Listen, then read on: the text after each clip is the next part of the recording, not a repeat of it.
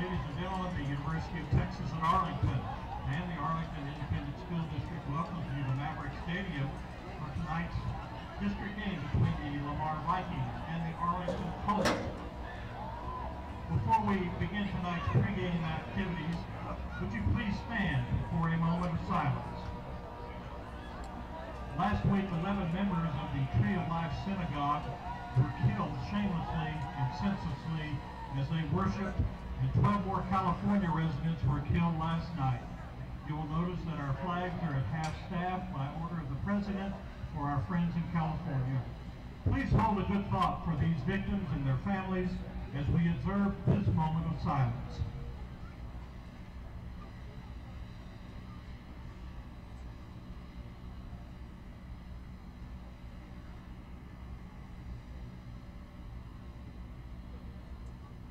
Thank you very much. You may be seated. Tonight is senior night, and it's our pleasure to introduce to you tonight the seniors of the Arlington High School football team, their trainers, statisticians, our cheerleaders, and our Colt Cavalry lineup. Introducing the Arlington High School Colts. Number 1, Tucker Thompson. He's here with his parents, Ken and Jolie Thompson, and his brother Tanner.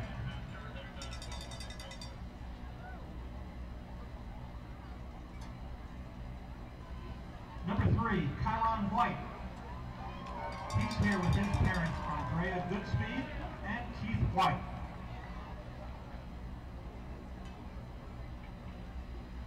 Number 5, Quaylon Ford. He's here with Aunt Melissa Simmons and his uncle, Jenny Ford.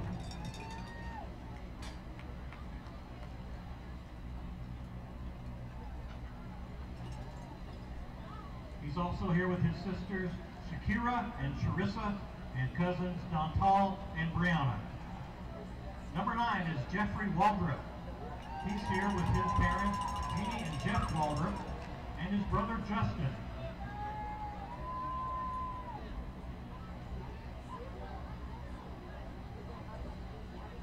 Number 10 is Trey Cleveland. He's here with his parents, Janice and Donald Cleveland, and sister Amaya. Number 14, Kai Reed Daly. He's here with mother Diane Lopez, brothers Kamal and Lewis, and sister Kalila.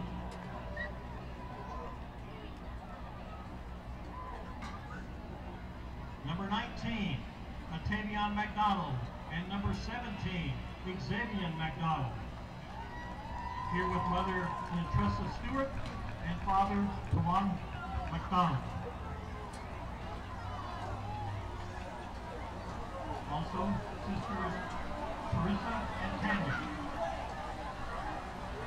Number 21 is Miles Neely. He's here with his folks, Mr. and Mrs. Neely. Number 22 is Nate White. He's here with his parents, Kim and Greg White. Number 23 is Hugh Zelder. He's here with Cynthia White and Gary Zelder, with stepmom Amy, brothers Graham, Hayden and Carter, and sisters Shelley and Regan. Number 25 is Zytrion Rucker. He's here with mother Alicia, stepdad Russell, and sister Zytrea. Number 26 is Darian Perry. He's here with mother Bernice Perry, father Chris Nixon, sister Larisha, and brother Nolan. Number 27, Marcus West. He's here with mother Jenna Smith and father Trey Mitchell. He's also here with brothers Katie and his sisters Melanie and Jalen. Number 28 is Xavier McCoy. He's here with his mother, Raquel Clark. Number 31 is Christian Carrera. He's here with his mother, Rosalind Johnson. Number 34 is Griffin Kell. He's here with parents Megan and Kevin Kell, sisters Kennedy, Shelby, and Shay. Number 35 is James Johnson.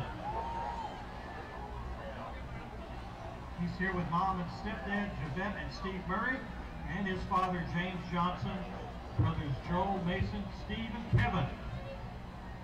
Number 44 is Jared Flores. He's here with mother, Rosanna Manos, father, Oliver Flores, and his two sisters. Number 45 is Rosie Almas. He's here with the parents, Flora and Almas and sister Remus. Number 47 is Alec Marquez. Alex is here with his mother, Anissa Flores, stepdad Robert, and sister Sierra. Number 49 is Tabron Carter. He's here with mother, Antria James, and brother Trayvon. Number 50 is Dominique Davis. He's here with his grandmother, Deidre Mims, brother Demarion, and uncle Quentin. Number 52 is Tyron King. He's here with his mother, Marlena Crow. Number 54 is Joey Phelps, and he's here with his mother and stepdad, Crystal and Chris Russell, brothers Trey Dawson and Wyatt, and his sister Kennedy. Number 55 is Brian DeClerc. He's here with his parents, Tammy and Dave DeClerc, brother Todd, and sister Barbie. Number 57 is Cole Schulte. He's here with his parents, Lars and Ken Schulte, and sister Taylor. Number 58 is Caleb Serta. He's here with mother Jessica Serta, sister Hannah, Audrey, and Allison. Number 60 is Cecil Leonard. He's here with parents Terry and Cecil Leonard and grandmother Rosetta. Number 62 is Will Push. He's here with parents Stacy and Wayne Push. Number 68 is Max Castillo. He's here with his parents Rosalinda and Max Castillo. Number 74 is Kevin Richard. He's here with his parents, Mr. and Mrs. Richard. Number 75 is Ben Nascimbini. He's here with his parents, Janet and Danny Nascimbini, and sister Sarah. Dakota Shirley is here with father Pat Shirley, and representing Dakota's mom, Shelley Karam, is Dakota's grandmother, Cheryl Downing, brother Michael, and sister Peyton. Number 77 is Quentin Walls. He's here with parents April and Jay Walls and his sister AJ. Number 78 is Mark Perez. He's here with parents Erica and Wayne Perez and brother Michael and sister Madison. Number 80 is Isaac Garza. He's here with parents Connie and Stephen Garza and sisters Lily and Elisa. Number 81 is Hayden Alt. He's here with his mother Kathy Ryan, father David Alt, and brothers David, Michael, Gavin, and Hunter, and his sister Whitney. Number 84 is Jordan Thomason. He's here with parents Tony and Daniel Thomason, and his brother Justin. Number 90, Casey Green, and he's escorted by his parents, Mr. and Mrs. Green. Our senior trainer is Sandra Granados. She's here with her parents, Amanda and Jesus Granados. Our senior statistician is Maddie Knott. She's here with parents Sean and Mark Knott and her sister Mackenzie.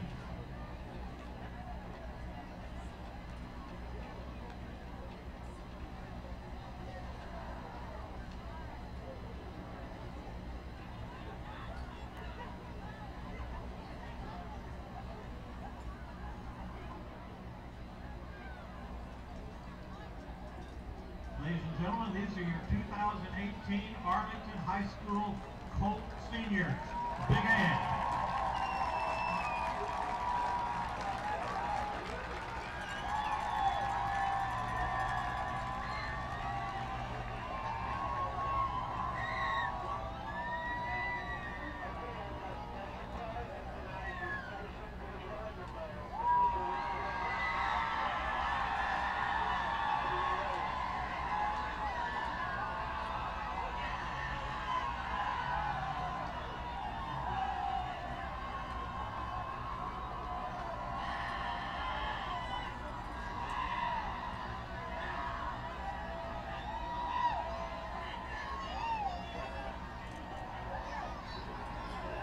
And now it's our pleasure to introduce to you our Colt senior cheerleaders.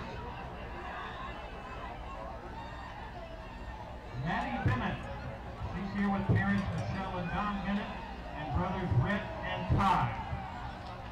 Also Sister Frankie. Molly Brown, here with parents Scott and Jody Brown. Samantha Castaneda, here with parents Anna and Aiden Castaneda and sisters Elissa and Danielle.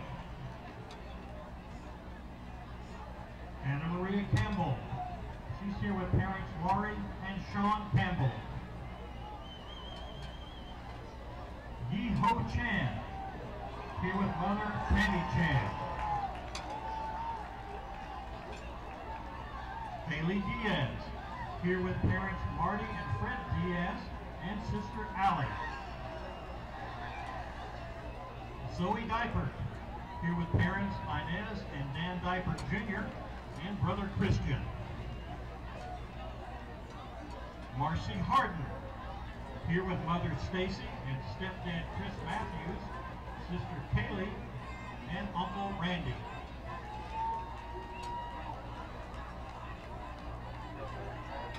Allison Hart, she's here with mother Vivian Hart, stepdad Lynn Wolf, and her father Keith Hart. Cameron McCall, she's here with her parents John and Michelle McCall, sister Elise and family, sister Elise and additional family. Matilda Murgo, here with father Philippe Murgo and grandmother Lillian Murgo. Caitlin Prejean, she's here with parents Don and Alan Prejean, sister Sarah, and brother Daniel. Tristan Torres, here with father Eric Torres, mother and stepdad Kim and Josh Worley, sisters Tatum and Taylor, and brother Clint. Michaela Mike Turner, she's here with parents Genoa and Roland Turner, sister Mia, and brother Nick. And Zoe Van Arsdale, here with mother Erin and stepdad Jason Bergen, with father Philip Van Arsdale, stepmom Kristen, and brother Josh. And the members of our Colt Cavalry are Angel Galazara, here with parents Maria and Angel Galazara, and sister Jocelyn. Harrison Hammond, here with parents Lynette and Stephen Hammond. Dane Pledger, here with parents Rebecca and Wade Pledger. Sam Shank, here with parents Kathleen and Graham Shank, and brother Graham. Tyler Stewart, here with parents Rebecca and Dan Herrera, brother Austin, and sister Kayla. Ladies and gentlemen, these are your 2018 Colt Senior Cheerleaders and the Colt Cavalry. Big round of applause.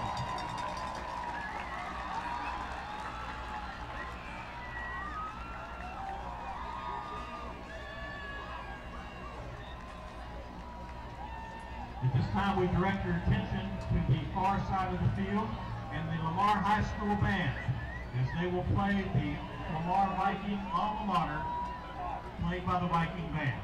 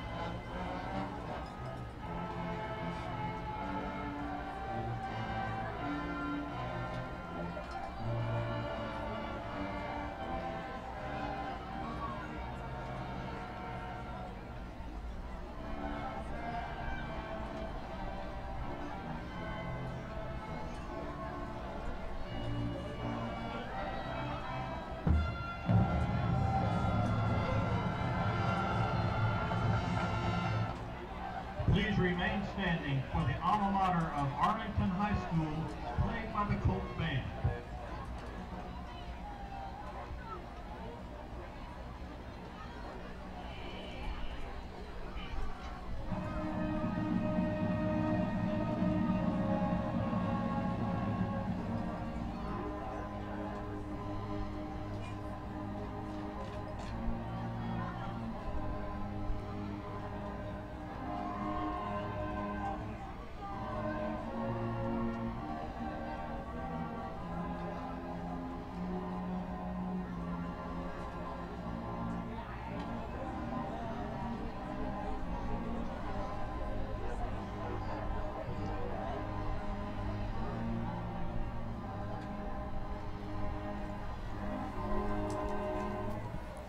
Testing 245.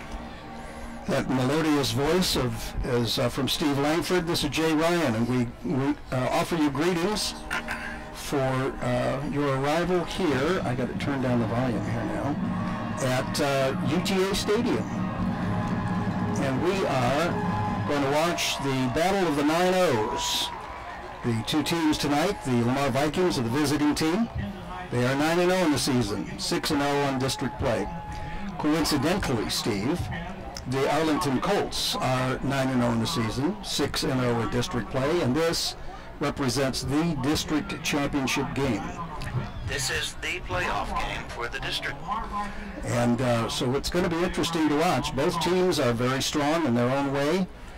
Defense, offense, offensive line, defensive line, they are both well-seasoned teams, so it's going to be interesting to see which team prevails. I don't anticipate a dominating team tonight. They're too evenly matched. Well, yeah, if it becomes dominating, that's going to be a surprise to many of us. So you know, we've got on the quarterback side, we've got the interesting match between Jack Dawson for the Vikings and Jahari Rogers for the Colts. Both have excellent stats. Jahari has over 1,200 passing yards, 13 touchdowns against 4 interceptions, plus he's a rusher. He's rushed for 460 yards on top of that. So he's one of their dominant offensive weapons. Yeah, and Dawson doesn't run that much. He has. He's got 2 touchdowns rushing, but I want to say those 2 were possibly last week, and they were 1-yard runs. That's right. Remember that? Yeah, he only has 83 yards on the season, yeah, and less than 4 yards a rush. So he's not the rusher. Jack, of course, has 20 touchdowns versus Jahari with 13. So, and Jahari tends to throw a few more interceptions, 4 versus 1 for Mr. Dawson season to date. So that accuracy on Dawson's part is a definite advantage. It's going to help. It's going to help because rumor has it that the Arlington defense is bigger, which might correlate to a little slower than our smaller, faster. I'd much rather be a PT boat than a aircraft carrier. Well, there you go. There you go. So, but I understand that one of the defensive backs for the Colts has already signed to play college ball out on the West Coast, that they're excellent cover people. So that's going to challenge our receivers. Maybe they may not find it as easy to get open as they have previously. Well, the game time is 7 o'clock. It's coming up in about 4 or 5 minutes. The team should come back on the field momentarily. The weather conditions, we looked up a little while ago, and it was raining. There was a downpour going on, so I think it's an intermittent thing. We do have a steady wind of about 14 miles an hour coming out of the north. The north, left to right, depending on where you are. I mean, we need to be careful when we use left to right because you don't know where they're sitting to their phone or their computer. They could be sitting on the other side, and it could be left to right, right to left. Well, sorry. From our camera perspective, it's going to be left to right, and from where we're sitting, it's going to be left to right. All right. There you go. Okay. And it's in the mid 50s, and it's supposed to stay in the mid to low 50s, so it's going to be pleasant weather unless the rain starts. Yep. 8 o'clock is when the Weather Channel says we might be getting a little more rain. And I hope that doesn't affect the game. I mean, it could, but both teams have played a lot of games this season. in rainy situations. It's been a record rainy month. September and October have, and so it's going to be. It would not be unusual, and they have experience playing in the rain. So often you get a Texas team and they don't play in anywhere but a desert, and then it rains and they don't know why the ball's slippery. And they don't know how to handle the ball. Right.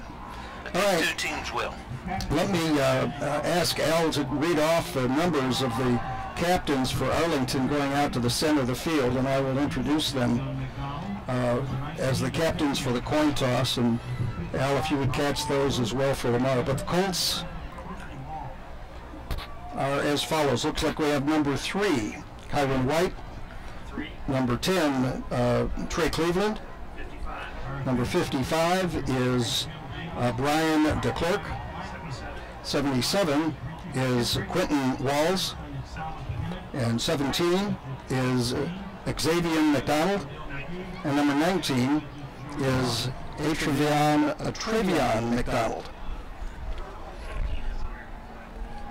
And yeah, we've got video tonight, Steve. How about that? Yeah. Xavier has the American flag in his hands, and that's cool.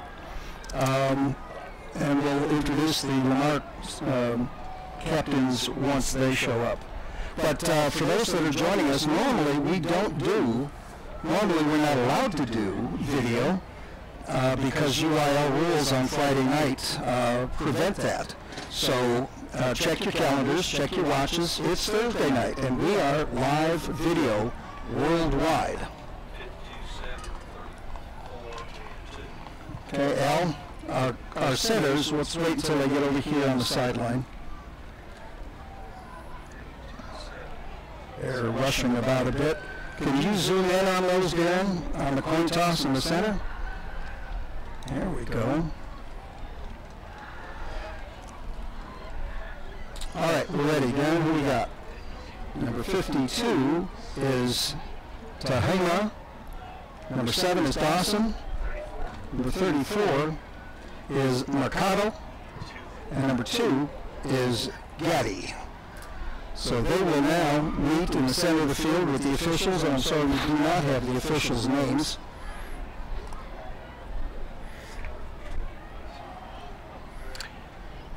Trevion is going to play tonight, is what I've been told. So here's your coin toss. No rain coming down at the moment. A little bit of smoke from the horse's mouth over there. Is that going to be what you call straight from the horse's mouth tonight? Yes. Jeez, it's going to be a long game. Oh, yes. It'll be a fun game. All right. There's the toss, and the officials will tell us what's up.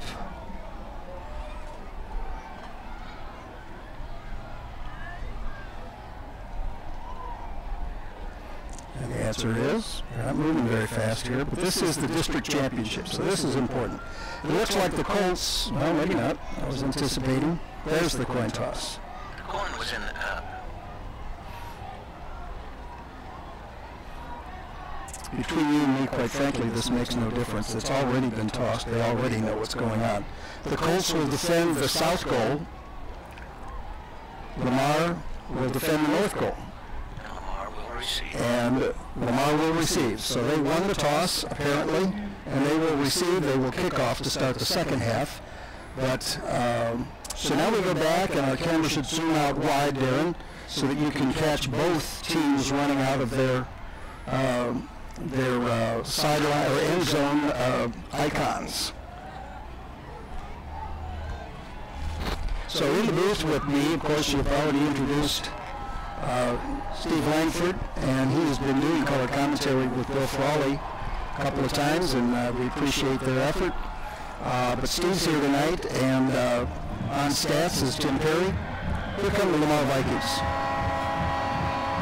On camera is Darren Reddick, and Al Qualman is spotting, and Terry Gaines is on his way.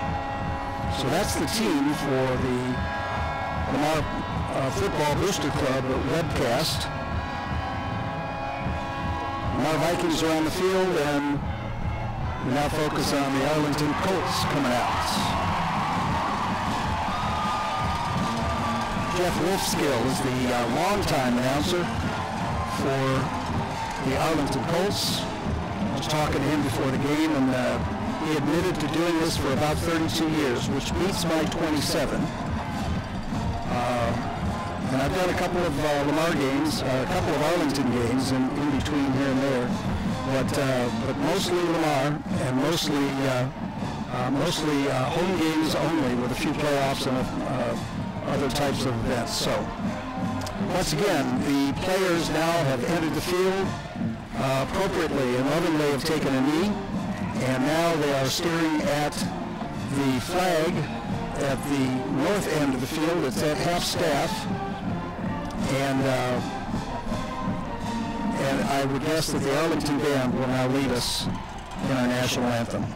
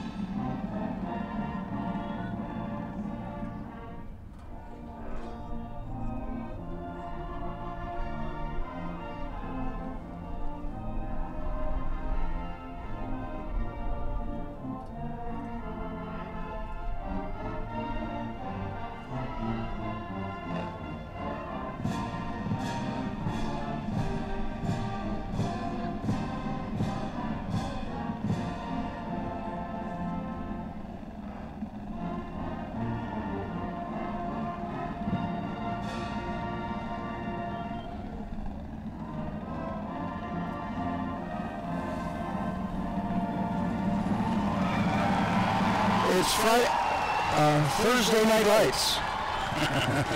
Friday Night Lights on Thursday. Friday Night Lights on Thursday. Anyway, district championship. Exciting time for both schools and for the city of Arlington. Prove that our 4-6A, or 6-4A, teams are well worth the honor that they're about to receive. They are both going on to play number 1 seeds in their 2 divisions, the Division 1, Division 2. So it'll be interesting to see how that works out. Anyway, Al reminded me that the half-staff, half-mast, is that the way you say it, Tim? Half-mast flag, which was not on the scoreboard, was in memorial of the shooting that occurred in Thousand Oaks earlier today. Quite sad situation. Anyway, deep for the Vikings. Deshaun Gaddy, number 2. And number 6 is Jordan Williams. Kicker is Griffin Kell. And Kell is, what number is he? Number 34. Number 34. So we'll watch Griffin Kell kicking off. It'll be interesting to see if they're going to do the deep kick or do that punch kick the way Lamar's been doing.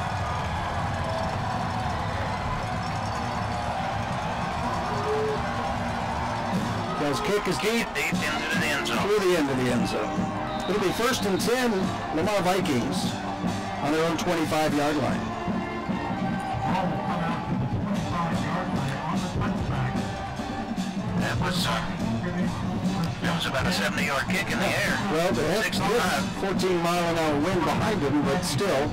That's a pretty good leg for a high school kicker. Yep. And our kicker can do that too, but we haven't been doing it strategically lately. Our quarterback, Jack Dawson, once again, we talked about him. He's got 20 TDs, 60% completion rate, and he's doing pretty good. Our tailback is hand off to Williams around the right side. Williams got on the sweep to the right, got stopped at the line of scrimmage, but fought off the tackle and was able to gain a couple of yards. Looks like they're going to give him 4. Tavian McDonald making the stop. Gave him 3.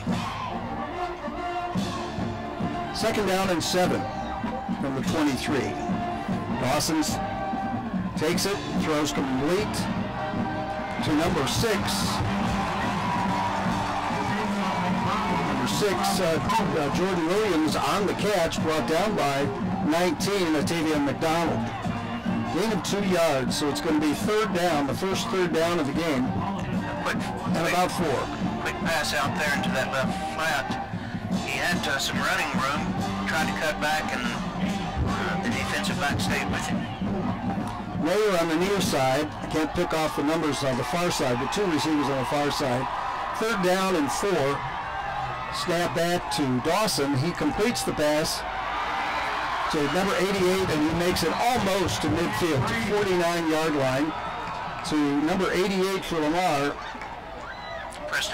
Cam Brady. Yeah, Cam Brady. 14 yards, and that's a 1st and 10 for the Lamar Vikings. First one of the game. Brady was wide open as he went out into that flat, that right flat. Shotgun back to Dawson. Who's his tailback? Is that 6? I think it is Jordan Williams. We are way the heck up here, Steve. A lot further up than at Cravens. Williams takes the ball into Arlington Colt territory. Right up the middle. He'll pick up 2.5 yards. That's probably spotted on the 48.5 yard line. Oh, they're going to give him all the way to the 48. Wow. That'll be a 3-yard gain. Running up that middle is going to be tough against the Colts down linemen. They're big boys.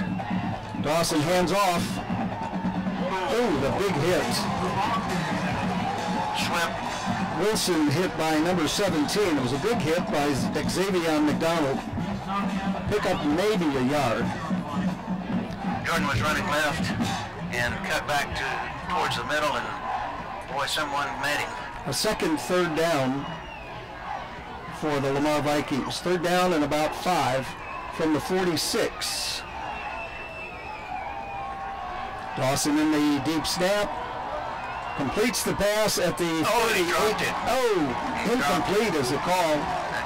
Mayer was the receiver, the intended receiver. He was all by himself and bobbled it. I think he started looking down the field. He had it in his hands and turned to run and forgot to take the ball with him. This may be a game of 3rd downs. And field position. Yep. So here we go, Jack Dawson back in Lamar territory, and of course he has that Australian kick type of style. So they'll deep snap it to him, and he will find a place to put the ball. Oh, he threw it. And it's incomplete. Intended for number 2, Deshaun Gaddy. So here comes the strategic calculation by the Vikings to do a surprise play. The ball goes over on downs. It will be 1st and 10 Arlington Colts on their own 46-yard line. The Colts weren't fooled at all on that. We had the Vikings had 2 receivers out there, and the defenders just stayed with them. All right, so our quarterback is Jahari Rogers, number 4. He's by himself, trips left, 2 receivers to the right. He's looking, and he was intending to go to 10, and number 10 is Trey Cleveland, and he was covered up by 2 or 3 defenders. Cleveland wasn't open at all, but there was absolutely no pressure on Rogers either. Right. 2nd down and 10 for the Colts from the 46-yard line, their own 46. 9:11 remaining in the first quarter. Quarterback keep, and he is brought down from behind before he got to the 1st down marker. So Jahari Rogers on the carry. Design quarterback draw. And the defender for Lamar making the stop is Josiah McCardo. So it's now 3rd down and 2, the first 3rd down for the Colts of the game. Quarterback on the keep, and he's free. He's going to go all the way. He's going to go all the way. So that is that is Jahari Rogers with a 46-yard run for a touchdown for the Colts, untouched. Rogers just one designed quarterback draw, went right up the middle. Nobody touched him. Touched him. Who's our kicker? Kicker's going to be should be number 34. Number 34 is our kicker, and that is Griffin Kell. And his kick is good. The hold was number 8, Chris Sims. So we're 8:36 remaining in the first quarter. Second possession of the game first for the Colts, and they show why they're 9-0. Absolutely. So 3 plays, 43 seconds. Of course, when you run 40-some-odd yards on one play, it doesn't take long to run off. Doesn't take long. Yeah. So, if the Vikings are going to do those kind of offensive gambles, the defense is going to have to step up. Who's deep for Lamar? Should be Deshaun Gaddy. Is Deshaun on the far side? On the near side. And 6, Jordan Williams. So Jordan Williams on the far side. Deshaun is closer to us, assuming you're sitting in front of your computer. They're moving back to the 5-yard line. They're convinced that our kicker, number 34, Kell, will kick it full length of the field into the end zone. And once again, he kicks it deep. Oh! He's going to return it. It's Deshaun Gaddy from a yard deep. He is at the 30, 35, and brought down on the 40-yard line by the kicker, Kell. About a 43-yard run back. It'll be 1st and 10 Lamar. He was deep enough in the end zone that I would have taken a knee. Taking a knee, exactly. Well, that's right there. Looks like they came to play and they want to win this ball game. Well, you could tell on that one turnover on 4th down when they didn't make it and the ball went over to Arlington. That's they're here to play. They're here to risk it. So Jack Dawson is the quarterback. He's in the deep snap. He keeps it, and he's throwing for the first down. 88, Cam Brady is the successful receiver, and it'll be out to the 43-yard line of the Colts. 17-yard gain. Tucker Thompson making the stop on Brady.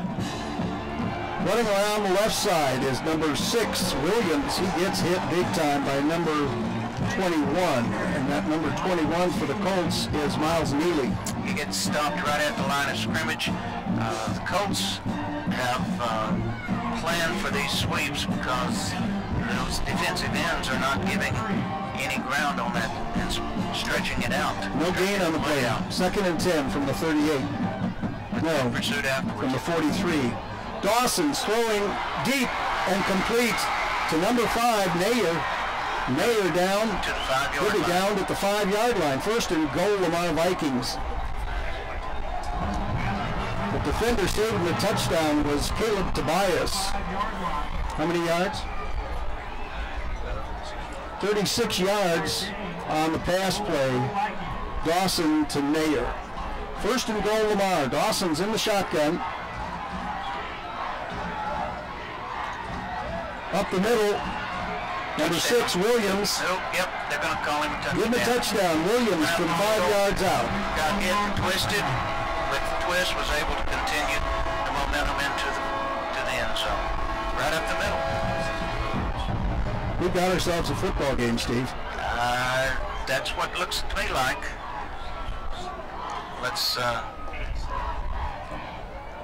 Garcia to attempt the point after. Dawson holds. Kicking into the wind, you wouldn't know it from the way the ball was kicked. Gomez on the snap. The point after was good. So, 7-7.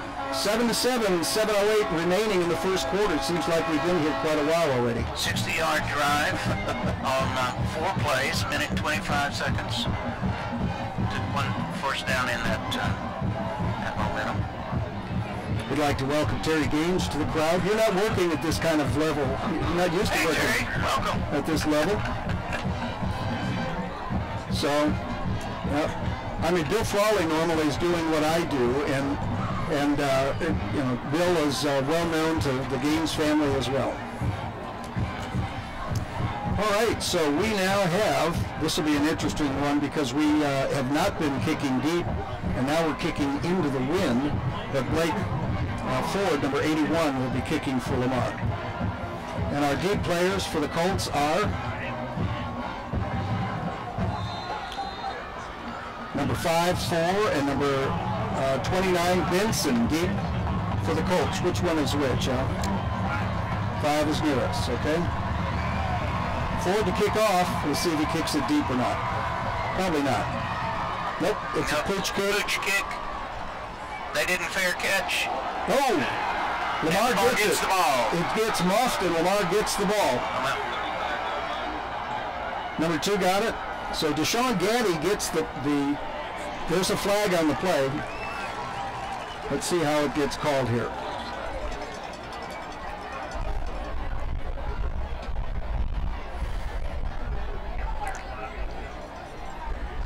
This last week in the delay interview, he talked about this strategy, and this is exactly why he said they did it. Yeah.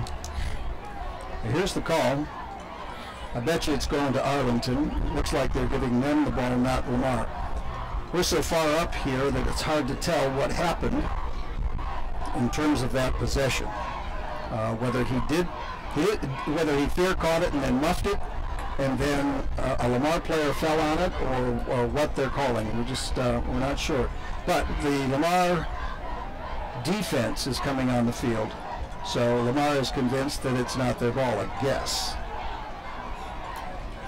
Delay, though, is talking to the referees. He's wanting to know why the call. We still haven't seen a signal from the...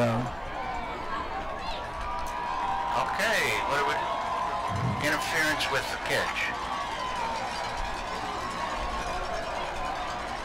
Interference against the Lamar Vikings on that kickoff. They're going to move the ball to the Lamar 49-yard line. Okay, so Jeff Wolfskill is calling it as, I guess he can hear the referee's mics. We can't. It's an interference. Interference on the kick. 15-yard penalty. So it'll be 1st and 10, Colts from the Lamar 49. Talk about field position again. There we go. All right, so our quarterback is number 4, Jahari Rogers. He's got trips on the right side, twins on the left side for receivers. And he's got a heck of an arm, kind of like Dawson.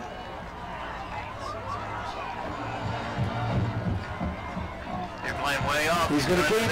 He's going to keep. He's going to keep. He's going to get loose a little bit. Got out to the outside. So Rogers runs and is out of bounds on the 35-yard line. 15-yard gain. 15 yards, 1st and 10. Number 32 is the defender for Lamar, and that's Kylan Thompson. Lamar had people spotting him, but he was able to get on the outside. Right. He tried to go up the middle, and he couldn't. Penetration on the snap, it's good pressure, and the intended receiver, the defender was number 12, Jordan Polk. The intended receiver, number 6 for Arlington. So it was supposed to be a pass from Rogers to Brown. Rogers had to get rid of the ball because there's blitz up the middle. They got to him. He had to throw the ball way before he wanted to. The ball got there before the receiver had even turned around. 2nd and 10 from the 35. Snap back to Rogers. Hands it off to number 8. He will not make a whole lot of yardage. In fact, he'll break even. So number 8 was the running back. He took it. That's Chris Sims. Number 3, James Douglas, leading the charge for the Vikings. That wide receiver sweep, going around to that left side, they gave him a yard. No, they didn't give him a yard. No, they didn't. Oh, and there's a flag. We missed the flag. Okay. 44-yard line. Looks like a holding penalty called against the Colts. Moves it back 10 yards, so it's second down and 20, if I've got it right. Scoreboard says third. It should be second down and 19 is what the scoreboard says. Looks like it's... No? No, the penalty. Yeah, it should be second and 19. Deep snap to Rogers. A little bit of pressure. Throwing it way deep. Intended for number 10, and that's Trey Cleveland. And the defender for Lamar was number 20, and that's Jalen Nobles. Just a bit overthrown. That brings us third down again. Third down. This is the third down of the game, if I hear it right. And the Colts have been successful. Just second. 2 for 2. Oh, it's only the second one? This is only the second. Okay, and so they're 1 for 1 going into this. The last third down went for a 46-yard touchdown. Oh, I remember that. Yeah, okay. All right, deep snap to Rogers. He's scrambling around a little bit, and it's overthrown. Was intended for number 13, Rodney Lucky. The defender nearby was Deshaun Gaddy, so it's fourth down. So we're going to see fourth down and 19 from the Colt 44-yard line. So we're going to see their kicker for the first time. Their kicker's number 34, Griffin Kell. So Kell will be, he's the punter as well. Who's deep for us? Gaddy is deep, number 2 is deep, and I'll calculate the punt. Another Australian sides. And it'll be on the 20-yard line. Down at the 20. So that's a 35-yard punt by Kell. Lamar takes over first and 10 on their own. Oops, they gave him another yard. I took one away from the punt. It's first and 10, Lamar at the 21-yard line. 21-yard line. That's a win. Yeah, well, That's take every yard we can get. Well, the defense held Arlington. Jordan Williams was there to down the ball. So we're back with Williams in the backfield as the tailback. Trips right, Jack Dawson in the shotgun. Man in motion. Dawson keeps it. He's looking for a receiver. He runs. He pitches. Nope, he doesn't pitch. Got it. He keeps it, and he steps out of bounds. At the 30. Should be close to a first down. He'll be at the 29-yard line, it looks. Run out of bounds by the Colts number 20. That's Caleb Tobias. So it's second down and 2, they're calling it. Second down and 2. Run. Twins on the left side, single receiver on the right. Williams takes the handoff. Dawson keeps it. Dawson steps out of bounds at the 36-yard line.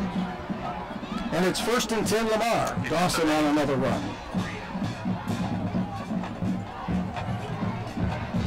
First and 10 Lamar.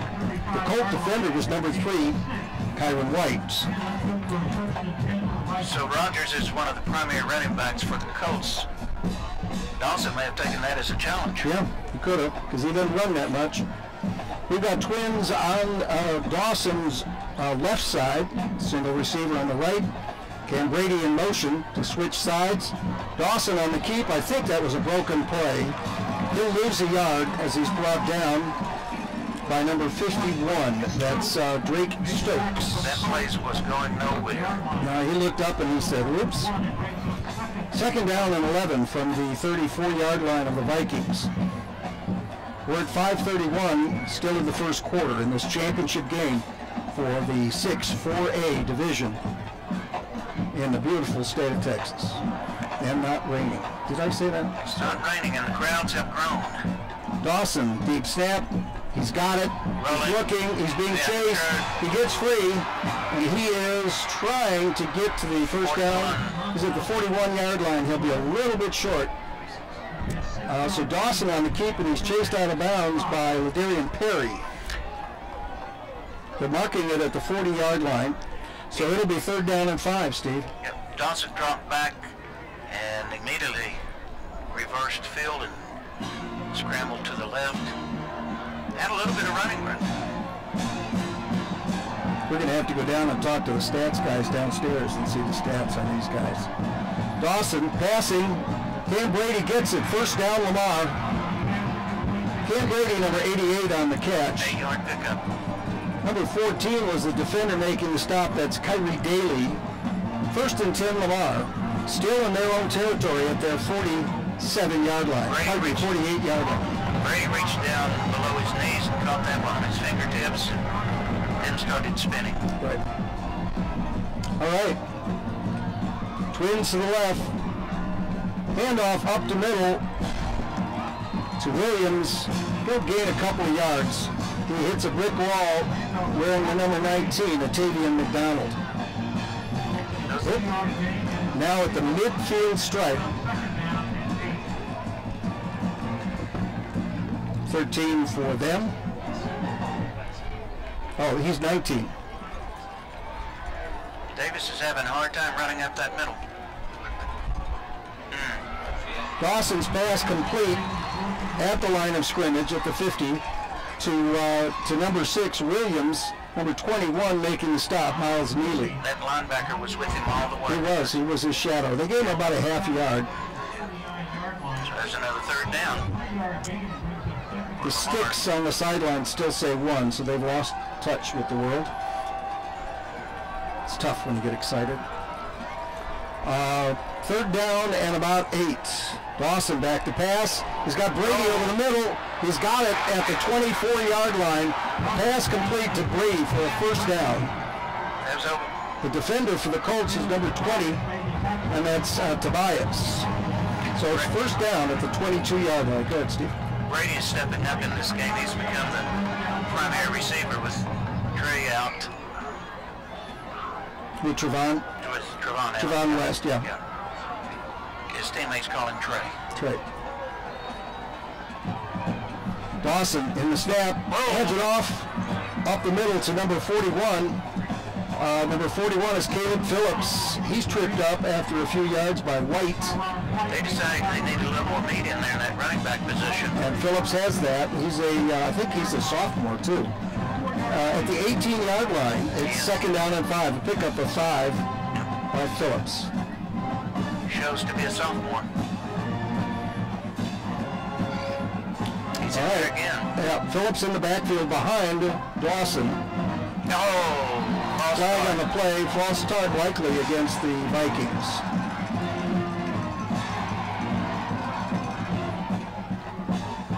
That doesn't help. That's it, false start. You can't shoot yourself in the foot.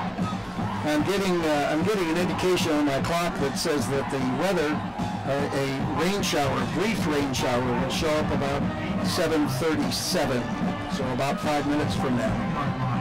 9 minutes from now, sorry. All right. Weather Channel says a 50% chance at 8 o'clock. That's pretty high. Yep. 2nd down and 11 from the 23-yard line. Dawson, Naylor in motion. Dawson hands off to Williams. Get a couple yards and that's it. You're not going to give him... Number 27, Marcus West making the stop. 23. They get what? Give him 1. Another 3rd down.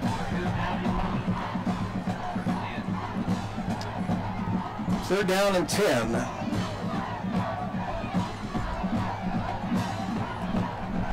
.216 and counting in the 1st quarter.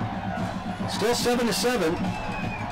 We don't have to say that as much because we're on video, but we still want to remind everybody. Dawson back to pass. He's looking. Oh. Looking, and he's going to get caught from behind. Dawson on the keep. Number 21, and who's the other guy? Who? Number 21 and 27 for the Colts, so it's Neely and Wes catching Dawson. Not a sack because he was beyond the line of scrimmage. That was a coverage. Yep. Quote sack, if you would. So 4th down and 10, and our kicker is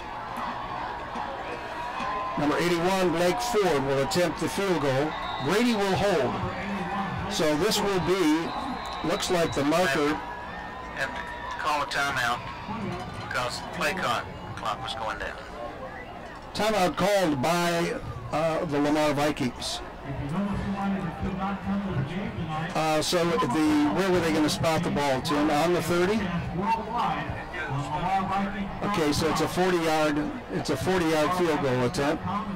So Steve, we're almost 12 minutes into this thing. What's your impression? What do you think's going on yet? Well, looks to me like it's just want to suck it up and say, no, we're not going to give it to you. Come and take it. We're going to, yes, we're going to fight to the end. I believe that's probably the intent on both sides. The coach came out and with a quick strike, and I think that just made Lamar say, oh, no, you're not. And so they come out playing better. Because a lot of times, Lamar's games have started with us being, with the Lamar team being the first to strike strongly. So it's going to be 29 yards plus 10, 39-yard field goal attempt into the wind. The kick is up. Right and looks down the good. middle. The kick is good. Right down the middle. 122. Oh, flag down. I think the Colts jumped off sides.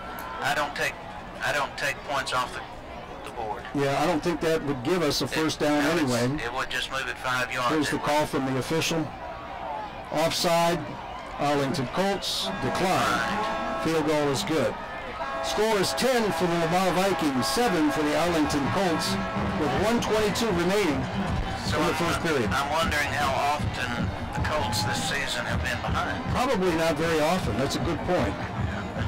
See how they respond. And this punch-counter-punch type of thing is going to be interesting as we move forward, because both of these teams have played good games, but they have not necessarily been beat up. No.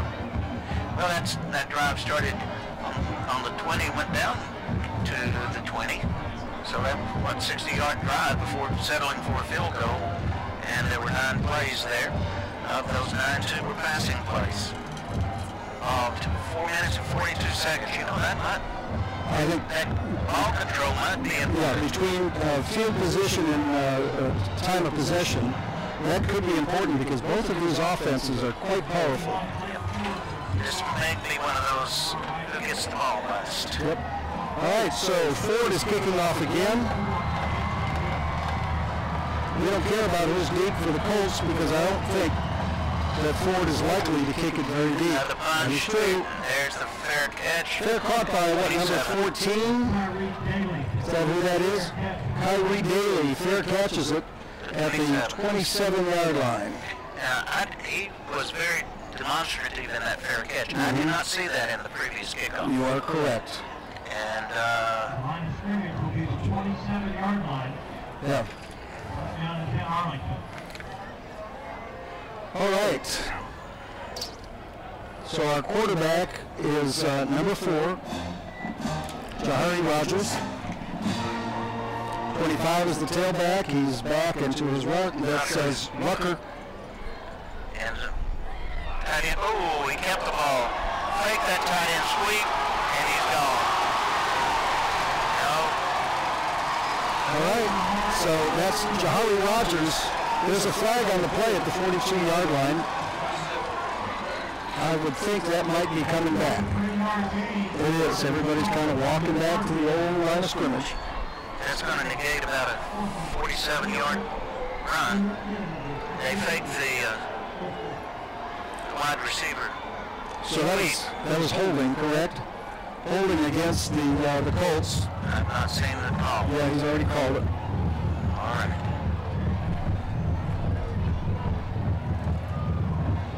Well, we can't believe the sticks. The stick says first down. It should be second down, I would think. Well, if they're going to give him, it should be First down. first down from the 32. Okay. From the spot of the foul. Okay. Number 29, the ball carrier up the middle. That's Benson. Benson's 155-pound junior running back. Douglas making the stop for the Vikings. Out up to the 28.5-yard line. Now they're calling it second down. I don't understand. It's got to be. No. It can't be second down. Well, they're at the 34.5 yard line. Snap back to Rogers, and he keeps it. Again. And he finds the opening, tries to jump high. There's another flag on the play. Deshaun Gaddy makes the stop on Rogers after gaining the first down, but the sticks are where they're at. They're not moving. Holding against the Colts. It's going to come back and add 10 yards to it. The other one was spot fouls, but they gave them the yardage, but they didn't give them the down. Yeah. So somewhere there that we're all mixed up on the yardage down issues. All right, so now Ball's on the second down and 9. 28-yard line. 28-yard line, second down and 9 for the Colts. Rodgers is fast. Once he breaks, he's hard to catch. Snap. He is their offense. Hands it off to number 29. He's sweeping toward our side. Number 29 is the ball carrier, and that is Vincent. 34. No, 33. That's right. And number 8 brings him down. Number 8 is James Brando. Vikings did a good job of stretching that out, but he still picked up 5. Third down and probably about 5. The scoreboard hasn't caught up. Third down and 4 according to the scoreboard. That is the end of the first quarter, so the green people will move to the right and the white people and navy people will move to the left. And they'll move in opposite directions for a while. So if there is a wind advantage, north to south wind, it's now against the passing arm of Jahari Rogers. Of course, he didn't need it. He's run way too much. Yeah, his threat is as a running back. Yeah, he's doing well with that. Yeah. He's not hurt us with passing. He's actually missed a couple of wide open receivers.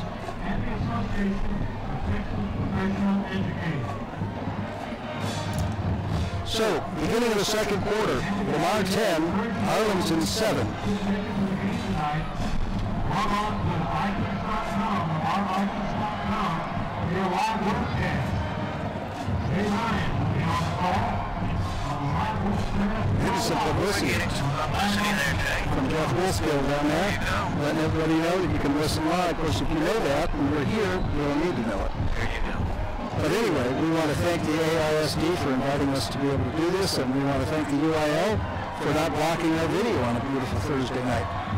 All right, so it is third down and 4. Rodgers in the shotgun. Vikings showing blitz. Oh, pump fake. Intended for number 10, and it's broken up. So Cleveland was the intended receiver, and Jalen Nobles did a great job knocking the pass down. Ball was approaching, he turned around and looked at it and knocked it down. Knocked it down, and I think even if the receiver had been able to catch it, he would have been out of bounds. Deshaun Gandy deep for Lamar. He's standing at about the 28-yard line of Lamar. Is Griffin kicking again? And Number 34? number 34, I guess, is our kicker.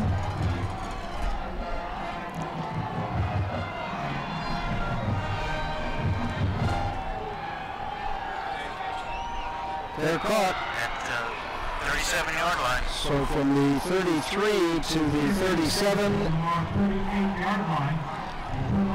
looks like a 30-yard punt approximately. No return. Gaddy's on the fair catch. So it's going to be 1st and 10 for the Vikings. From their own 38. For their first possession of the second quarter.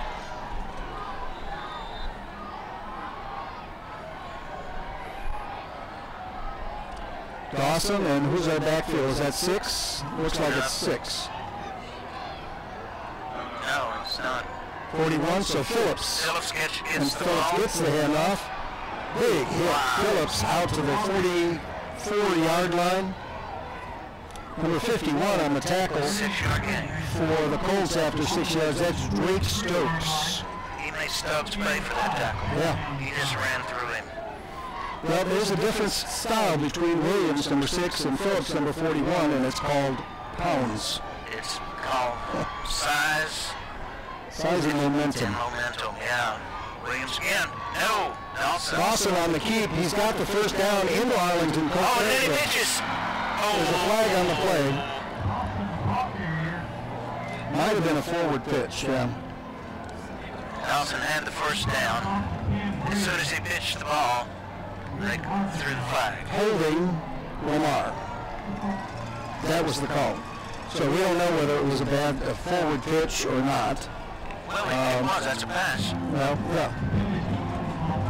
So anyway, so from the point of the infraction, it's back to the 44-yard line, and it's second down and 4. Looks like 4. Yep. Second down and 4. So the holding would have been by a wide receiver. Is it Williams now backfield? Nope. Still Nope. Phillips. Oh, deep.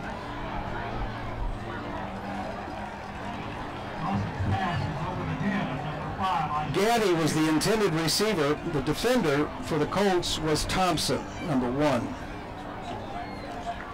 I'm sorry, so the receiver was Nair, number 5. He wasn't anywhere near. No, it was way overthrown. Yeah. Either that or Dawson was expecting a faster. Yep. Third down and 4. All right, now, number 4, Cedric Davis is the tailback, along with Williams, I believe. Dawson takes the snap. Quick pass, complete, big hit. For the first down, though. First down. And the pass is complete to Camp Brady, number 88. Brady is getting his workout tonight. What is that, about the 4th catch for him? Tobias on the tackle, but Brady's done pretty well. The Vikings are in the Colt territory. They're at the 47-yard line, 1st and 10.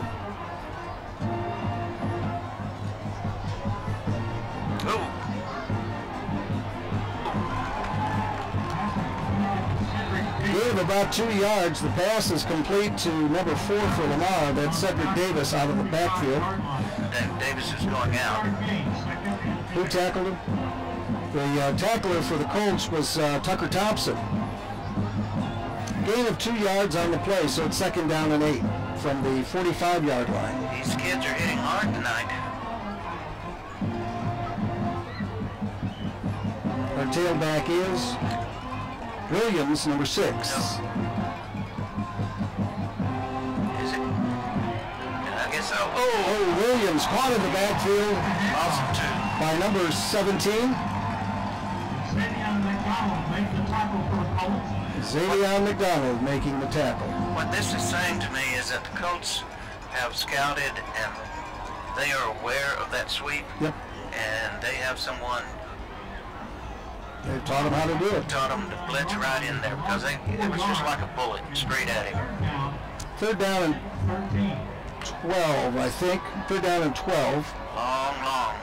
Dawson All back time, to pass. All time. Oh! And it's picked off. It was intended for Brady, but picked off at about the 39. The interception was by Kyrie Daly. Back to the 42. The return was 39 to 42. 17, 18 yards. About 18 yards on the interception return by Daly, which sets up a 1st and 10 for the Colts in Lamar territory at the 42. Put the ball down. Put the ball down. You can do it. Put the ball down. There's that rain. What time is it? There's the rain. 7:43.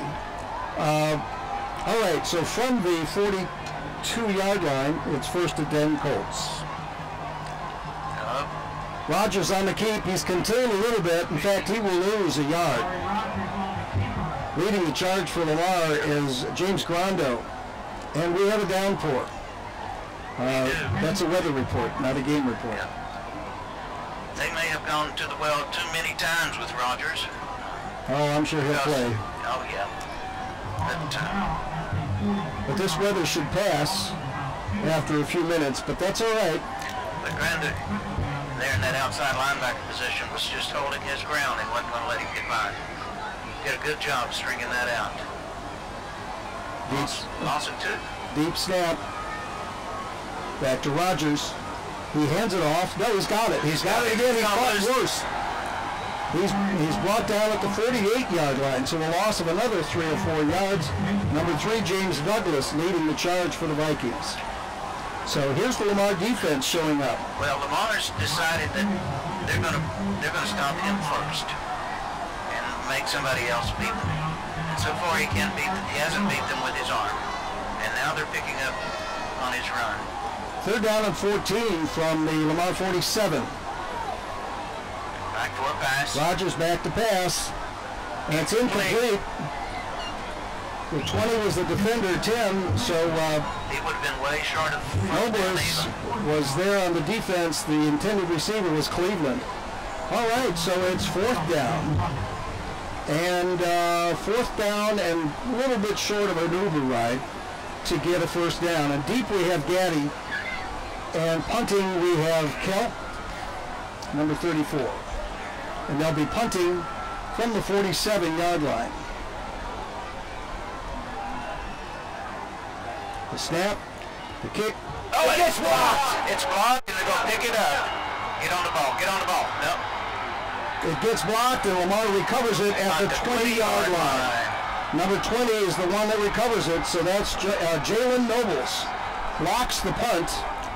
Yeah, Lamar, 1 yard out of red zone territory.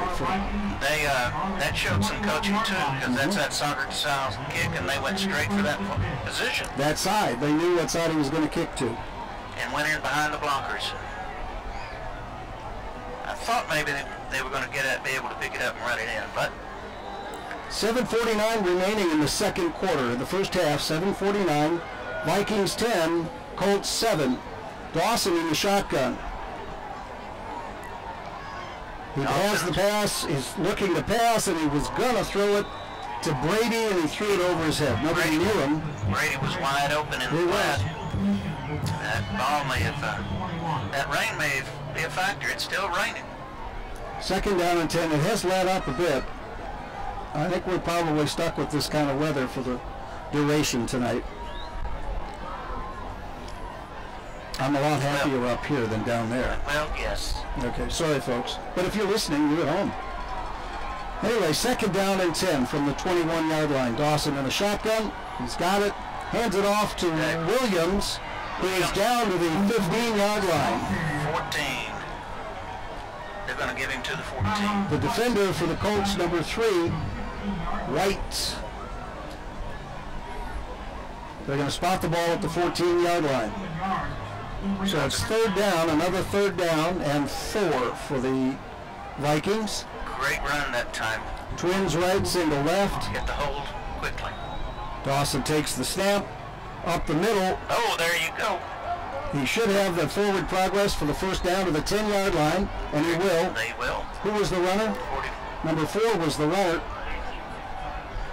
Cedric Davis, brought down by number 19, that's Octavian McDonald, and 55 is Brian DeClerc. So it's first and goal at the 10-yard line.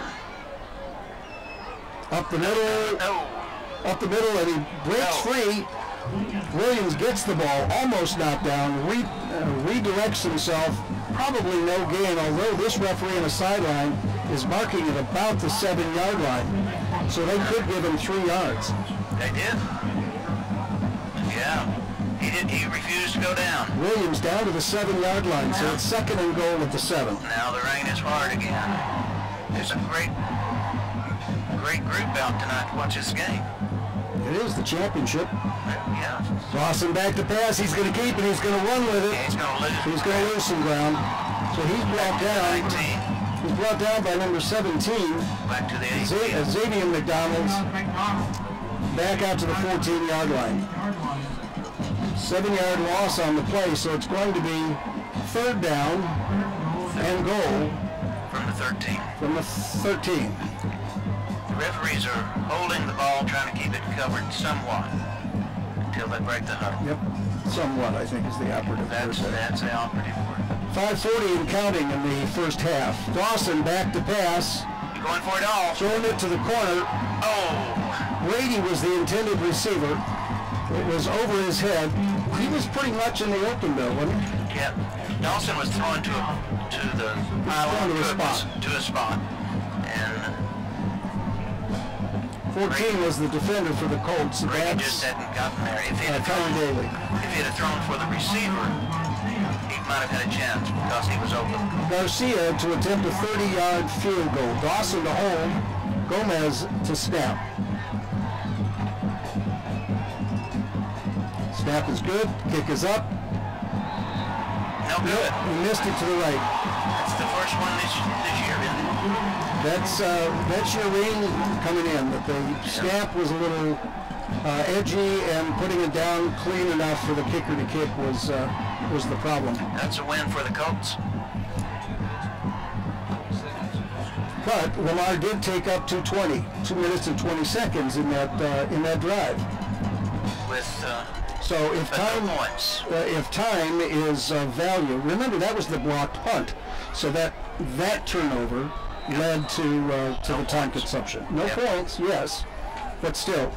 So anyway, so it's 1st and 10 for the Colts from their own 13. 5.5 remaining in the first half.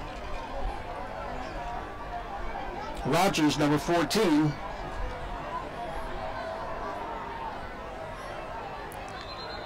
Flag on the play. 2 men. It's going to be false start. Finley moves the ball back to the 15-yard line, and we'll bring out 1st and 15.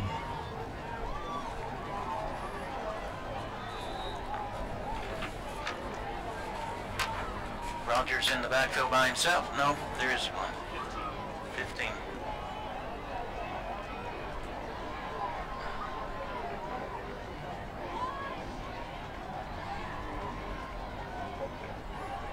Look close to some motion there.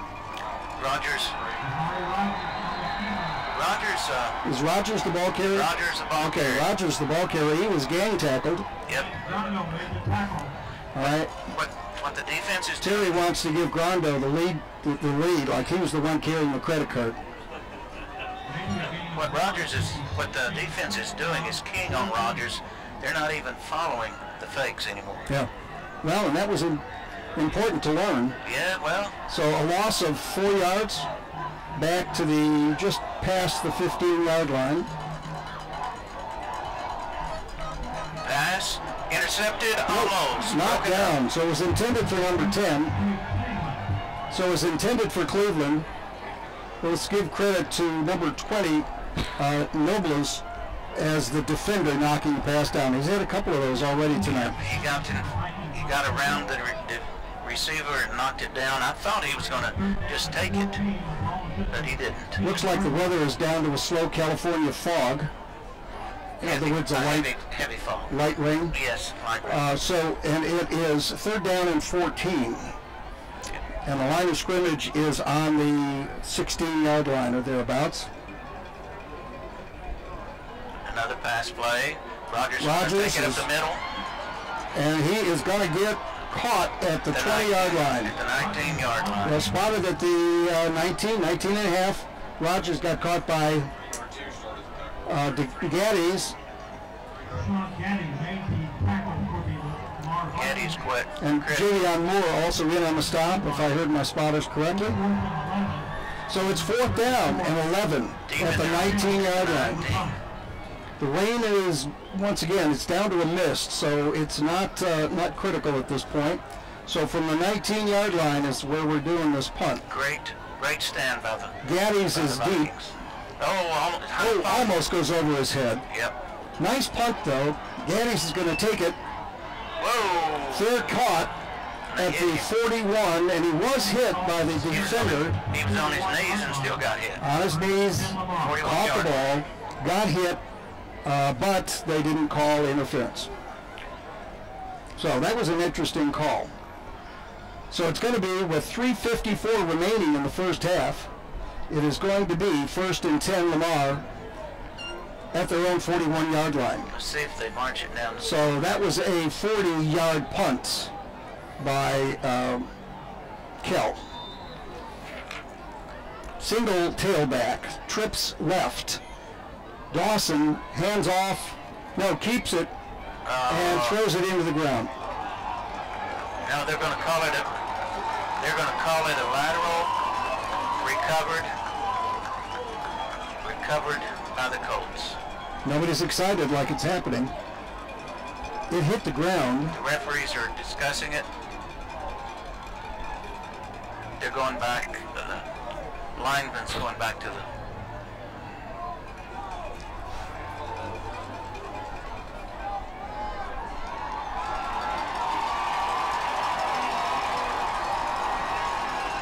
Darren, do you have instant replay? Not presently. Incomplete pass is the call. Boy.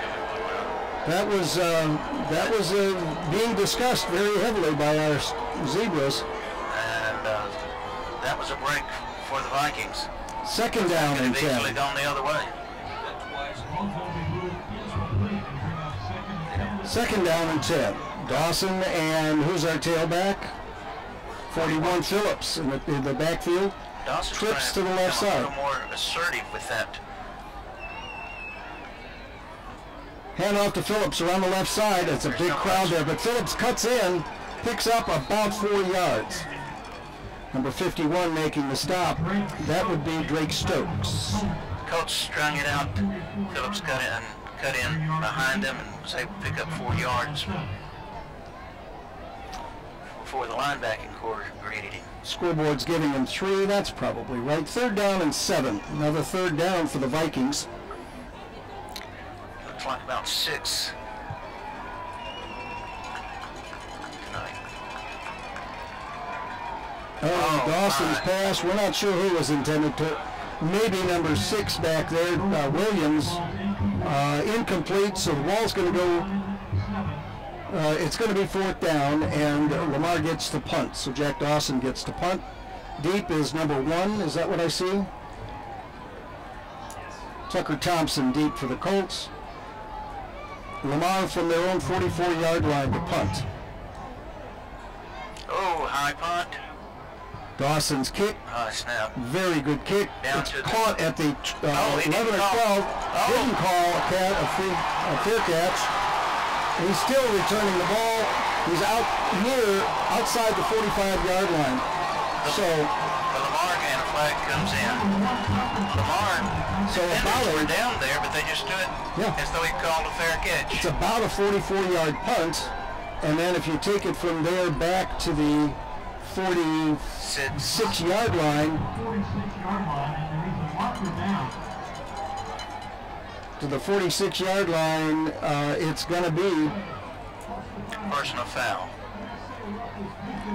Personal foul against Lamar. No. They're stepping it the other way. Okay, personal foul against the Colts. Well, since the end of the quarter, the green team went over there. Yep. So I that think moves it back to the 30. The referee must have missed that. It's a subtle point. Personal foul against the Colts, but it is 1st and 10 for the Colts. They take at their 30-yard line. So Rogers is your quarterback, number 15, B.J. Rogers. I wonder if they're brothers. he's got the ball. B.J. takes the handoff up the middle, picks up a couple. To the 32 and a half, 32. 33 and 32 are in on the stop, so that's Moore and Thompson for Lamar making the tackles. So that's the first play that someone other than the quarterback has handled the ball in about 2 series. We're 2:28 and rolling. Clock left in the first quarter, first half. Pass. Oh. I know. Yeah.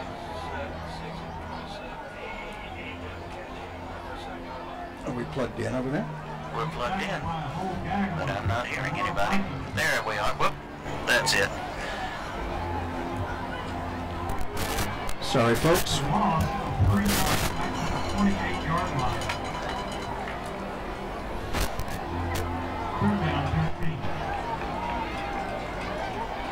Don't touch it. Don't touch it. I think we're back. That was a good play, defensive play. Oh, deep. With man intercepted. It's intercepted at the 46 by yard Gaines line. at the 46. 46 Lamar yard takes line. over. Are we back? I think we're back. Oh, There is a flag on the play at the Lamar bench. It should be probably a warning at first. no. Unsportsmanlike. Yep. So it's not a warning, it is a flag. So they move it back, what, 10 or 15? from the 47. That was a painful penalty. Line of scrimmage. Where's the line of scrimmage? Looks like it's at the 39. They're going to leave it there. 47, I guess that's a warning. Well, you would think a warning applies to the coach versus the players. So 1st and 10 from the Lamar 47. Brady in motion. Dawson hands off to Williams. Around the left side, he's zigzagging. Picks up about 5-6 yards. Leading the charge. Down to the Zodion McDonald. Colts 46-yard line. Into Colt territory. Yep. 8 yards. 7 yards. That shows you the kind of defense the Colts have, because those are the kind of plays that he's been breaking all year long. Yep. Being able to cut back and find the open spot. Gain of 7, 2nd and 3 from the 46. In Colt territory. Snap back to Dawson. He's got the ball. He's going to try and run. He's still running free. And he reverses field and got a man wide. He's got Cam Brady. Oh no. Just run over his head. I'm back live. You back live? I can hear that. Yeah, I can hear that too. So that was a nice long pass by Dawson. It went over Brady's head, and there was nobody within 10, 15 yards of Brady, so it would have been an easy 6. Dawson was rolling left and then had to come back right and had to run away from tacklers and saw Brady wide open and just flat missed him. Just a bit overthrown. 3rd down and 3 from the 46 in Colt territory. There you go. That's going to be a 1st down. Davis, the ball carrier. Cedric Davis. Who got him now? Number 6 leading the charge. 44 seconds. They're in hurry up. They're in hurry up. 1st and 10. 40 seconds and counting. Dawson back to pass. Wanting to pass again. Pass is incomplete. Intended for Cam Brady. Was intended. 23 was your defender for the Colts. Brady had the ball and got hit. Incomplete pass is the call. It stops the clock at 28 seconds. That'll slow things down just a tad. Let's take a breath and make sure we're on the same page. Not in field goal range by any means. By any stretch. So they need to get a bunch of yards to get back into field goal range. The rain has stopped, so if you're looking for better ball handling. The Colts are not letting anybody get behind them. Those safeties are playing deep. Snap back to Dawson. No, isn't going to get sacked. He gets free. He's going to get hit now. He's hit by 4 or 5 different Colt players. 49-yard line. And all of them. Neely leading the charge, but he was hit by like 5 players in various configurations. So it's amazing that he held on to the ball. We take it. Arlington did. Vikings took the timeout, according to the umpire referee. So timeout, Lamar with 15 seconds remaining in the 1st half. Lamar's score is 10, Colts score is 7. It's been a tight battle, as we kind of suspected it would be. It indeed has been a good defensive battle. The Colts are a strong defensive team. Like us on Facebook at Arlington Colt Touchdown Club, or Twitter at AHS Colt Football, or you can log on to our website. Vikings are getting an introduction to what we're going to be facing in the next couple of weeks. Playoffs. Well, I think the way, it's not going to be easy. Any team that makes the playoffs is a good team, but Lamar is seeded number 1 in their grouping. They'll play number 4 in their grouping. Colts, number 1, will play number 4 in their grouping. So they might have a little bit of a lesser opponent, although we don't know who those people might be. We will soon. Dawson, all by himself, taking the deep snap. Going deep. He's going deep and intended. Oh, that should be a flag. That should be a flag. Who is the intended receiver? Number 6, Williams. He was running down. The ball was way over. The play was over, and he got flattened. The defender was Hiram White. The receiver was 5. Okay. NCAA today, that would have been a flag. The receiver was Nayer, the intended receiver. That was so it's senseless.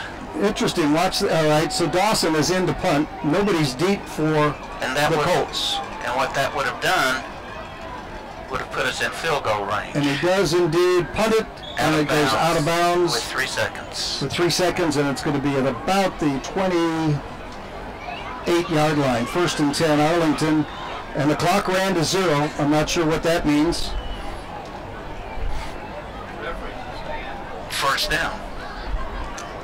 That means that the referees are a little bit ticked that the guy's running the clock.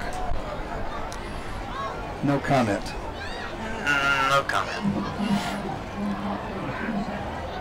I think the guys running the clock want to be up here and have some pizza. I think that's why. Oh, now they give them 20 seconds. It should be 2. I don't think it's 20. 2. All right. There we go. Now we're down to 2. They got the manual out. And they got how to run that. So it's 2 seconds left. Ball on the 28.5-yard line. They are in defensive mode. It looks like they're going to take a knee. Rogers in the deep snap. He's surrounded by a bunch of guys. One behind him in case the snap's high. Okay, there you go. He takes it, and it is halftime. Wow. So there you have it. The Colts 7, the Vikings 10. Quite the defensive battle. Strong defensive battle. The Vikings had that block punt and were not able to capitalize on it. That hurt. Well, I think first off, and we'll just let everybody kind of rest after that challenge, and we'll be able to watch both bands, and I assume, based on the crowd on the sidelines, that the Arlington Colt Band will have their senior night as well. So, it's halftime here, and the Colts 7, the Vikings 10, and we got some stats. Lamar was penalized for 45 yards. 4 penalties. Colts had 5 penalties for 55 yards. Anyway, that's it. So thank you for listening to the first half. We're going to go to the bands now for Steve Langford and myself, Jay Ryan, and for our cameraman, Darren Reddick, for our statistician, Tim Perry, for our spotters, Al Qualman and Terry Gaines. Thanks for being with us. Stay here. We're coming back. See you second half. Lieutenant Ravian Shepard, Lieutenant Lakeisha West, First Lieutenant, for interpret, and your 2018-2019 Captain, Lori Wiggins. And now sit back and enjoy your Lamar Vikings.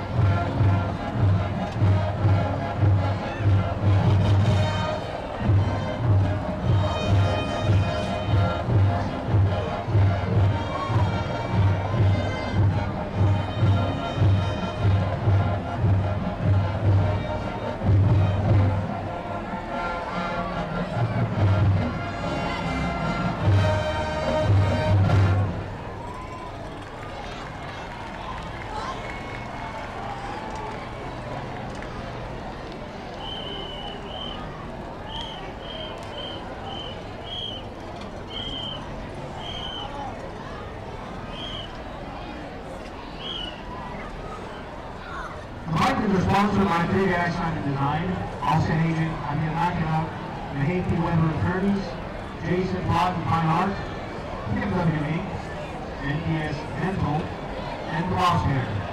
The Light Weeks want to wish our sisters and Colt Kickers the best of luck.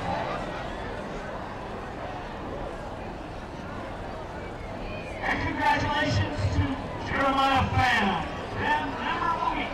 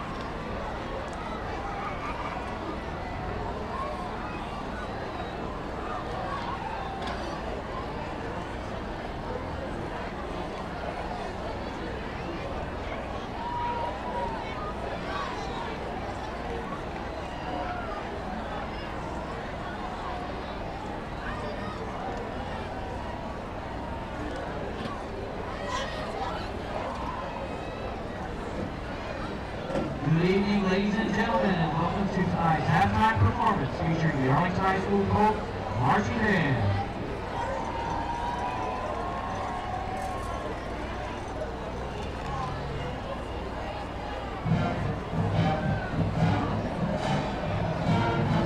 Now performing for your halftime entertainment under the direction of Mrs. Jenny Knight and Assistant Director Mrs. Sarah Dowling, the award-winning Grand Champion Drill Team, the Arlington High School Colt Kickers.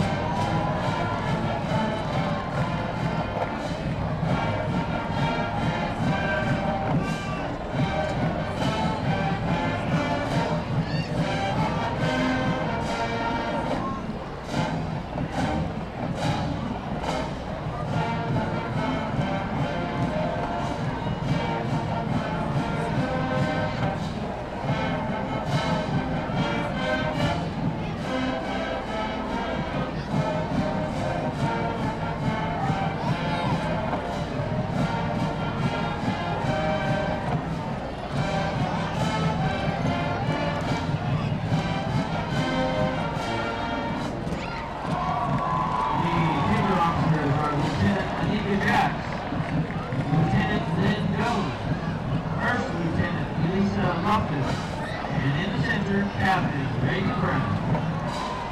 Social officers are President Bella Rodriguez, Vice President Nicole Lewis, Veteran Mentor Karina Stewart, and Rookie Mentor Pete Dow. The Kicker of the Week is Emma Brown, and the Spirit Girl of the Week are the Seniors.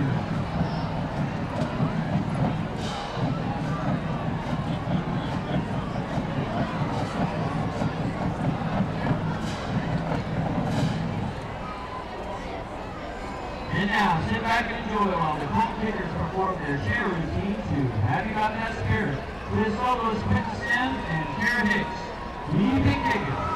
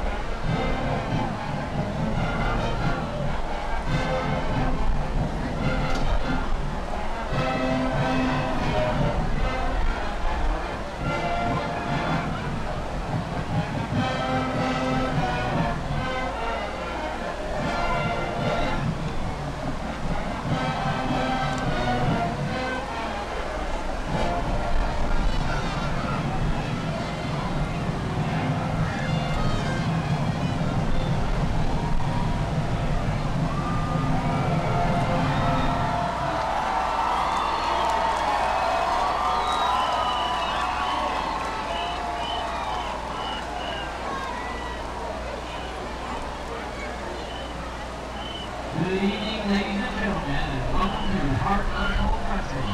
This evening, we will be introducing you to the hardest working group of dedicated students at Arlington High School, the Coal Marching Band and Drill Team Senior Class. Throughout their 4 years, these students have been asked to wear many hats, whether the band council, section leader, big brother or big sister, drum major, a soloist, a mentor, or even a helper. And tonight, these students have chosen their own hat to wear to celebrate the end of this chapter in their life. Please direct your attention to the field where the proud senior parents are preparing to meet their sons and daughters. Our first senior is Annalise Anderson, met by her family. She is a student athlete and has been dancing since she was 4. She plans to serve in the U.S. Navy and then study medicine. Next is Anna Donofsky, met by her family. Anna is a flute player and a color guard member. She plans on attending PCC after graduation. Next is Shadow Lynn Biesinger, met by her family. Shadow is a flute player in the band and plans to attend TCC after graduation. Next is Aaron Castleberry, met by his family. Aaron is a state UIO competitor and a member of the All-City Band. He plans to double major in aerospace engineering and music. Next is Caitlin Daniels, met by her family. Caitlin is a tuba player and plans to attend St. John's University. Next is Cindy Feather, met by her family. Cindy is a 30-year drill team member and after graduation plans to attend Baylor University and major in marine biology. Next is Lynn Jones, met by her family. Lynn is a senior lieutenant for the drill team, and she plans to attend UNT and major in visual arts and design. Next is Nathaniel Essler, met by his family. Nathaniel is a tuba player in the band and co-captain of the color guard. He plans to attend college and then become a police officer. Next is Neo Fidget, met by his family. Neo is a tuba player and is a member of the symphonic band. He plans to attend UTA after graduation. Next is Madeline Gambage, met by her family. Madeline is the band president, a member of the All-City, All-Region, and Area Band, and she was awarded the Outstanding Soloist at State UIO. She plans to major in music performance at TCU or UNT. Next is Ariane Gay, met by Mrs. Nutter. Ariane is a member of the drill team, Elite Company, and is the key club secretary.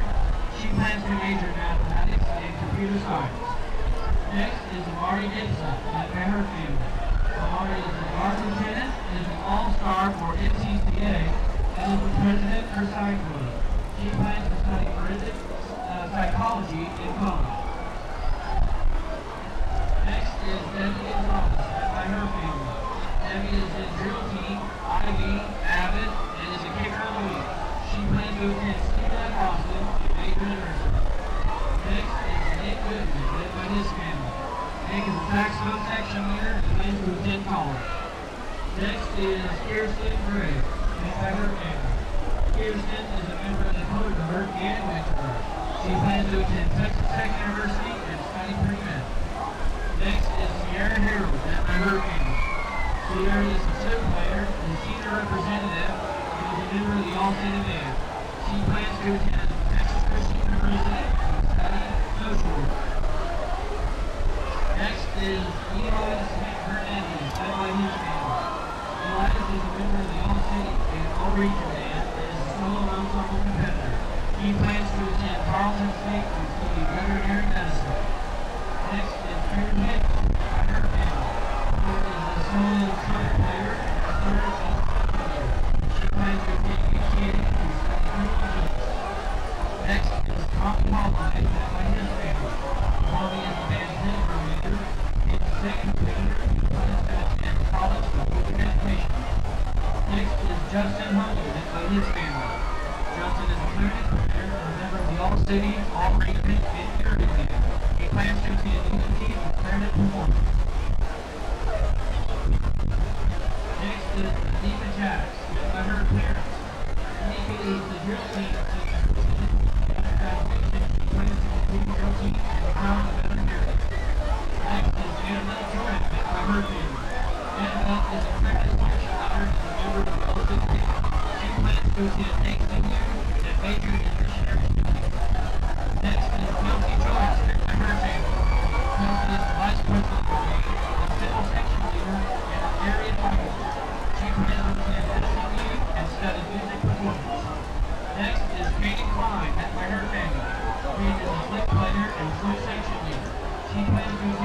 University of Arkansas to study education. Next is Jackson Lamar. Jackson is also the band and lead symphony and lead section. He plans to attend college and major in music education. Next is Jocelyn Fender, led by her family. Jocelyn is a band librarian and member of the Symphony National Honor Society and IB. She plans to study chemistry in college. Next is Candace Moffitt, led by her family. Candace is a member of the AHSP Club, the captain of her team of the recent Scouting Walk, and thanks to her leader sisters. The Corps was the fourth largest community event. She plans to attend TCC, then transfer to a major university program for people with intellectual disabilities. Next is Jillian Neff, led by her family. Jillian is an occasional police member and was a freshman club for the year. She plans to be UT to major in biochemistry. Next is Bonnie Nickel, led by her family. Bonnie is a vocal and flute soloist, a section leader, and our head quartermaster. She plans to attend Abilene Christian University to study education. Next is Alex Lewis, led by his family. Alex is a clarinet player in the symphonic band and is a solo ensemble vocal. He plans to attend Texas Tech University to study accounting. Next is Adriana Osorio, led by her family. Adriana is our kindergarten captain and a member of the orchestra, Avid, PALS, and the UIL spelling team. She plans to attend UTA for nursing. Next is Jordan Forte, led by his family. Jordan is a member of the All-City Band and is a UIL medalist. He plans to attend Texas Tech University after graduation. Next is Samantha Ramos, led by her family. Samantha is a member of the All-City Band and is a state competitor. She plans to attend Concord Career College to become a digital assistant. Next is Jocelyn Rivera, led by her family.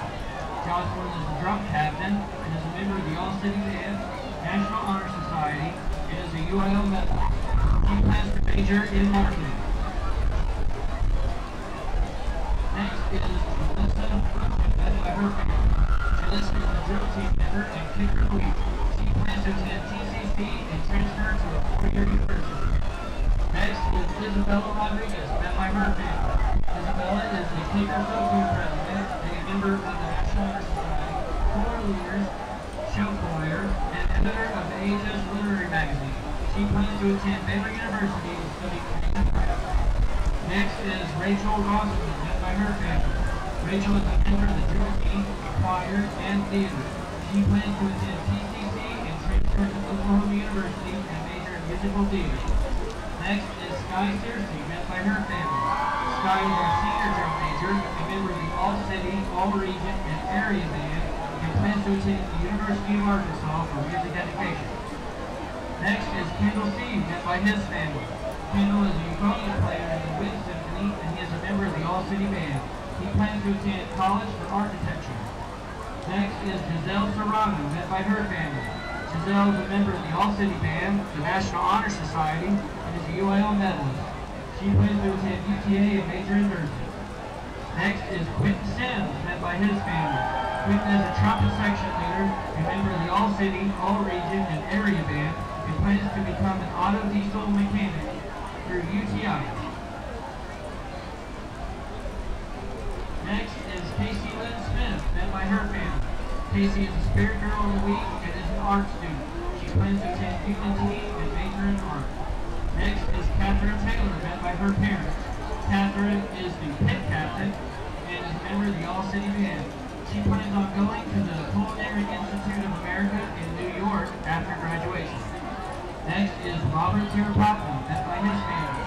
Robert is a baritone section leader and is a member of the All-City and All-Region Band.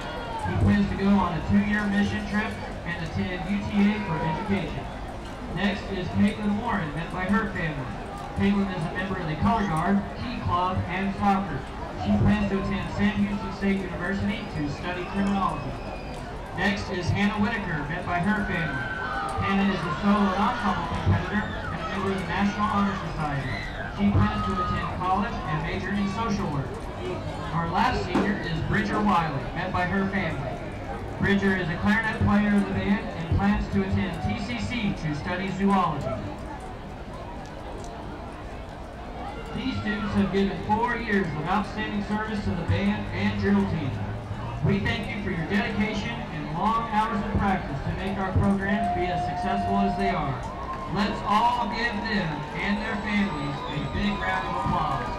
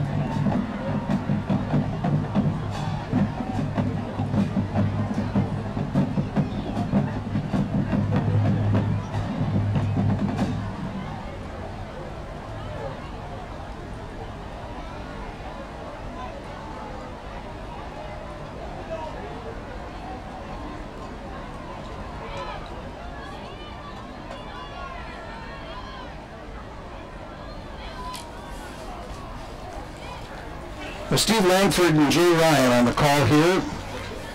Steve, remember the months of September and October where we got about 30 inches of rain? We're having a relapse. Yes, we're having a relapse. This feels a lot like September and October. Yeah, I see one. But we are 2, 3, 4. We are back, and it's just falling. Hadn't let up. As soon as the bands got on the field, it did a downpour, and as soon as we looked at the maps, it was red stuff above us on those color maps, and so it was not pretty. So we're about 4 minutes until halftime ends and the teams return. The score with our second half yet to go is Arlington Colts 7, Lamar Vikings 10. So let's look at some stats from that first half. Lamar Vikings had 10 first downs. Colts had 2. Wow. Lamar had 178 yards to the Colts 80. 123 of those came through the air, 55 on the ground. Arlington has 85 yards rushing, minus 5 yards passing, for a total of 80. And we just heard that between Martin and Bowie, the score is 8-6. 8 for Bowie. Yeah, Bowie. Bowie's winning 8-6. What a weird score. Wow, that must. You think that's 2 field goals or 3 safeties?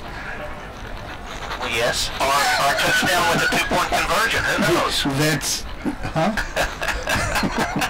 So let's compare those quarterbacks. Oh my goodness. Okay. Rogers for the Colts is 1 of 9 for minus 5 yards passing with 1 interception.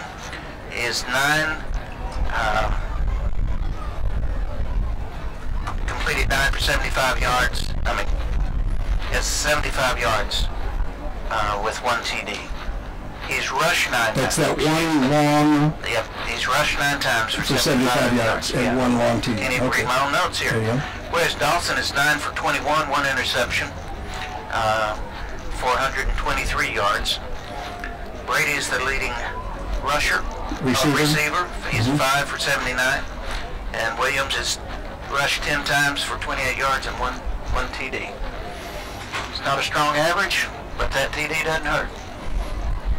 Well, I'm So looking. it's strange to see the disparity between those total yards, 178 to 80, which means Lamar's going up and down the field.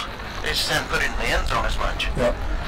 Darren, would you zoom in on a couple of things for me on the Lamar side, the guy waving the flag? Put this up a little closer to your mouthpiece, and that might get us a little more volume.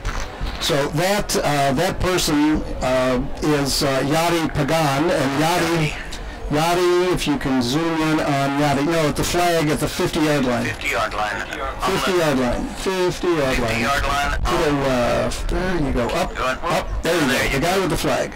That's Yadi. Senior. Okay, that's Yadi. He's a senior, and he is part of Thor Corps. And Tristan Wynn is Thor.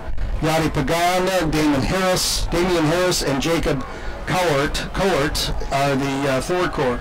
Now, if you can focus in on the cheerleaders when you introduce them, normally we do it pre-game. Zoom out and zoom in on the cheerleaders a little to their left.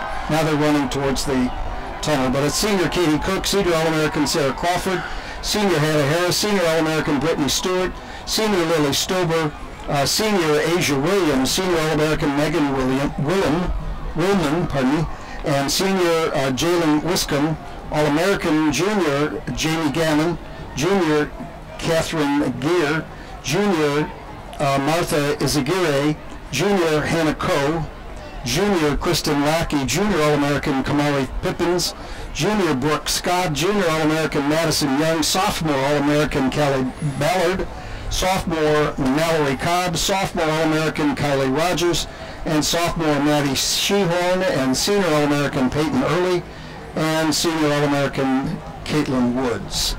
And of course, Kathy Daly is the sponsor here at Lamar High School for the cheerleaders. So tonight is senior night here for the Colts. Last week, Lamar had their senior night in a very special way on Thursday night. Thursday night, yeah. A new tradition yes. that Laban has done. Yeah. And it gets it out of the way. I mean, for years, for 30 years, we've done it on on Friday night, and it was an interruption to the game, like the halftime stuff that went on. So we did, at Lamar, this is our second year, to do the senior recognition more as a party and a celebration on Thursday in between the JV games, and then the band does their normal thing, just kind of like we did here tonight. For Arlington on the Friday night game. So both teams are making their way back out on the field. Lamar lining up in their tunnel to run out. Well, I would guess that Scott Peach had a conversation with his team, because as we were discussing during halftime, and you supported the logic with your stats, Lamar is playing solidly, and the Colts have not yet played that solidly, and they probably have got to be wondering, because they've not had an opponent do this to them quite the same way. Now, Arlington is obviously a good team, and they will come back. If there's anything they can do about coming back, they will do it. So it's going to be an interesting second half, and the championship is in the wings. It is on the line. Just my perception is that if I were the Colts, I would tell Rodgers he needs to trust some of his other players to handle the ball a little. Yep. Well, he's the franchise, according to the first half. That's the way they've been playing it. And the Vikings picked up on that in the last couple of series. Here come the Colts. So the defense now seems as though they are keying on Rodgers. And now the Vikings. Now just the Vikings. Darren, switch to the Vikings if you would. The Colts kind of ambled out. They were kind of walking out. The Vikings ran out. Yep. There was a different body language between the two teams, and the Vikings take a knee. The Colts didn't do that at halftime. The Vikings always do that. I'm very proud of them for doing that. The Colts just came to the sideline and started milling around.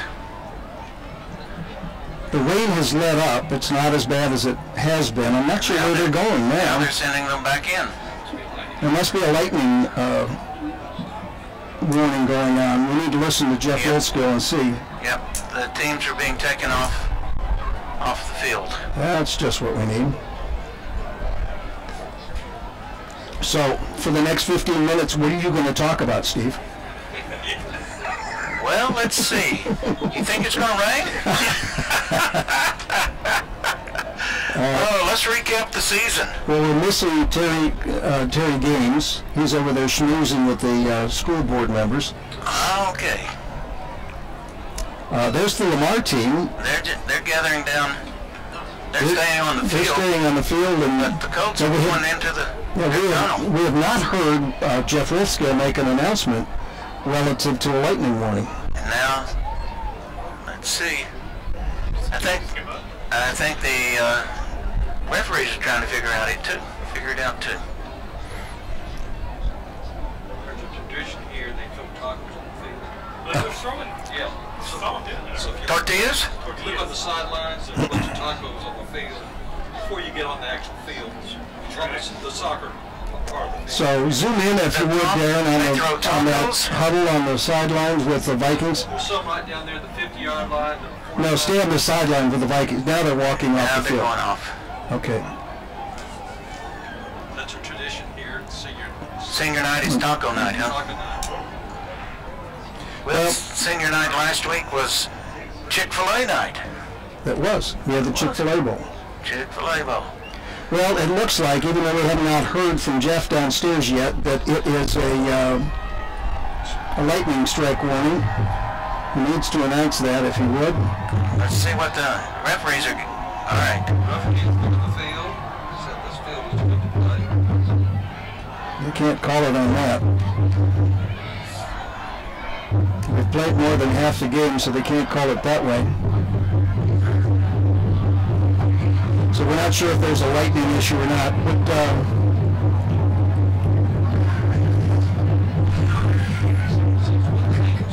there was some lightning south of us, although it did catch my eye, not that it needs to, but that probably is the issue. According to this, the rain's supposed to end at 11. Well, that's good. Anyway, well, they have not cleared the stands, which a lightning thing would have done. A lightning warning would have cleared the stands. They cleared everything. And that is not what's going on either side. According to the weather map, it's getting better. the heavy stuff is already beyond. Heavy stuff is gone. Now the referees are huddling up down on the 15-yard line. So the question is, who will that hurt more? Will this interruption, the delay, will that take the momentum away from Lamar or not give the momentum to Arlington? Well, if you think about external distractions, Yep. you've got the Colts dealing with senior night. You've got the Colts behind. It's something that's new to them, probably this season. Probably, yeah. Plus the weather, and now a delay, so we'll just see. So anyway, ladies and gentlemen, you're listening to us and seeing video because it's Thursday night. UIL rules allow us to do this on Thursdays, not on Fridays. And you're in the booth, and we're right next to the Lamar coaches. And this is normally the webcast and PA team. I normally do PA, public address in Cravens Field, and occasionally a few other places here and there. But the webcast team, we're missing Bill Frawley. Well, we're not missing him. He's just not here. Let's just leave it that way. He's just not here. He just hasn't called in yet. Yeah, he hasn't called in. So we'll send a pigeon after him. I forget where he is. But anyway, so Bill Frawley is out and about doing whatever. Bill, if you get this, text me and let me know where you are. But anyway, and we've got Steve Langford, who does color commentary with Bill many of the weeks. We only had 4 home games this year. He did 2 of them. And we have with us Tim Perry, who's doing a bang-up job on the stats. Darren Reddick is doing wonderful work with the camera work.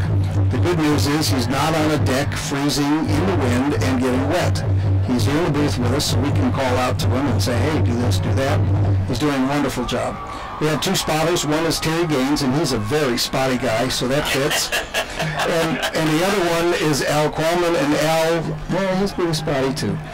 But so it seems to be a little bit more casual of a webcast than before because we're only doing the webcast and we get a little bit more airtime in between. This actually was the dream that I had 15, 20 years ago because we did Penny Entertainment, Penny Sports for like 20 years, and we had students doing some of the camera work and the production. And one of the things that I realized in doing public address, as I grew up doing it, my dad did Northwestern and I did it with him. I did my high school in Chicago, Royal Academy. And what I realized is that I have more fun when the mic is off than when the mic is on. And so with that in place, we enjoy chatting, and now we don't have a mic other than our webcast to do it. So 2 of our school board members have shown up, and they are, do you have a, Aaron Wright, do you have a decision? Is this a lightning delay? I came here to you. Oh. You came to hear from us. You came here to get enlightened. It's a different grammar. Grammar is important. So enlightenment is different than lightning, which is delaying the game apparently. So we're trying to fill the gap here. Do we have any stand-up comics in the audience here?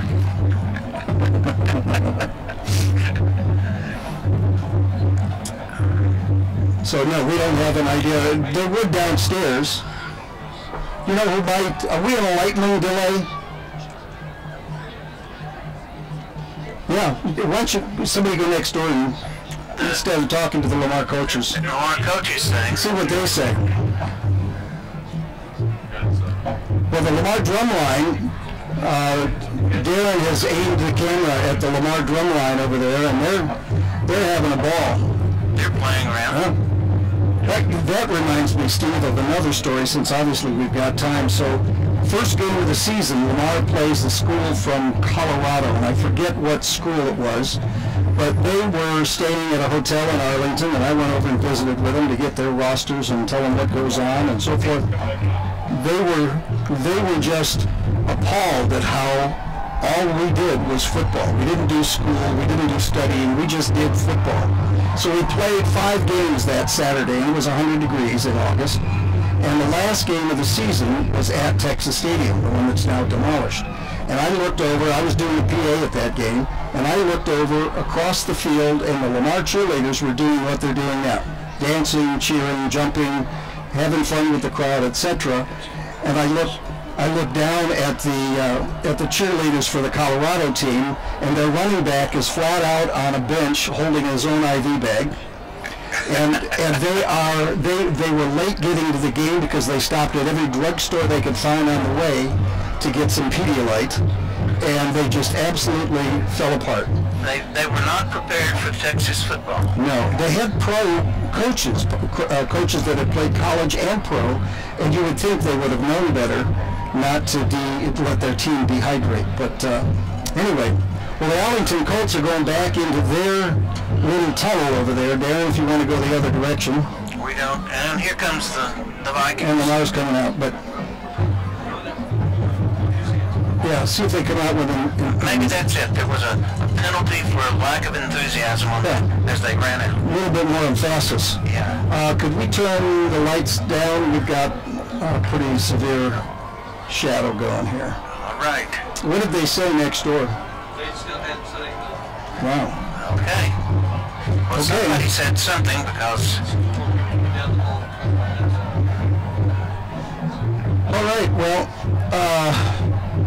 this seems like a deja vu thing all over again, you know? Is this Groundhog Day? I could say that again? Okay. Okay. Yeah, we took the head of our tunnel down, so I'm not sure. I guess if we entered the field once.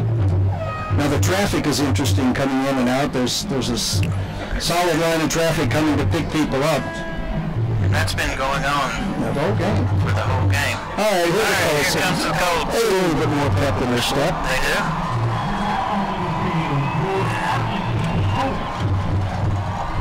Okay, and Lamar is limbering up a little bit, but they've been there before. They've already come back once, so I don't think they need to come back onto the field a second time. Looks like we might get serious about playing the second half of football. Yep. So, go back for a second before we start, Steve. You still have those stats in front of you? Right here. Well, it's kind of hard to read. Okay. We have a light so that Steve can read. But look at, repeat those stats real quick, because I think they're critical to what we're going to see in the second half. Well, of course, we've got a 7-10, 10-7 ball game for Lamar in the lead. Not only do they have the advantage on the scoreboard, they have the advantage in yards. They have 178 yards total to the Colts 80. Lamar has 10 first downs, 55 yards on the ground, 123 in the air, for a total of 178. As opposed to the Colts, who only have 2 first downs, 85 yards on the ground, and a -5 yards in the air, which is a total of 80. Now that 2 first downs just is shocking to me. And those were early on. And they were early in the first half. They were early on. Right. Now, of those 85 yards rushing, quarterback Rodgers has 75 of those. It's good. And, of course, on that very first drive, Rodgers took it up the middle for their only touchdown. So the question is, what changes in the second half? The rain is gone for the most part. It's still a sprinkling, according to the reflection, but it's not a downpour. And so the rushing game has still got to be the forte of the Colts. Yes. And as I've remarked a couple of times, it looks as though the Vikings are now queuing in on Rodgers, because every time he's tried to run the ball last 5 minutes of the 6 minutes of the game, he was game tackled, which means they're not going for those fakes. They're just looking to see where he is and say, I'm going to go speak to him there.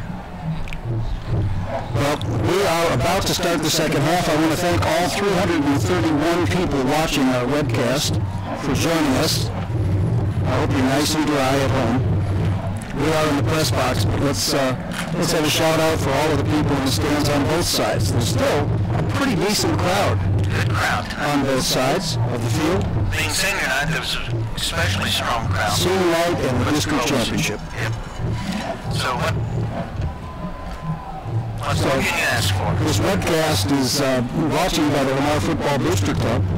We're not commercial in nature. We're doing it because we love doing it, and we're glad to. We got a call last minute this afternoon, right around noontime, to see if we could do the game, and we decided to patch the team together. And some of us are gone and different parts of the country and couldn't be here, but we have others that we've assembled. So, if I recall correctly from the kickoff or the coin toss, staged as it may be, that the Colts will receive the kickoff, and it looks like they will defend the north goal in the third quarter, which means they'll have the wind advantage in the third quarter.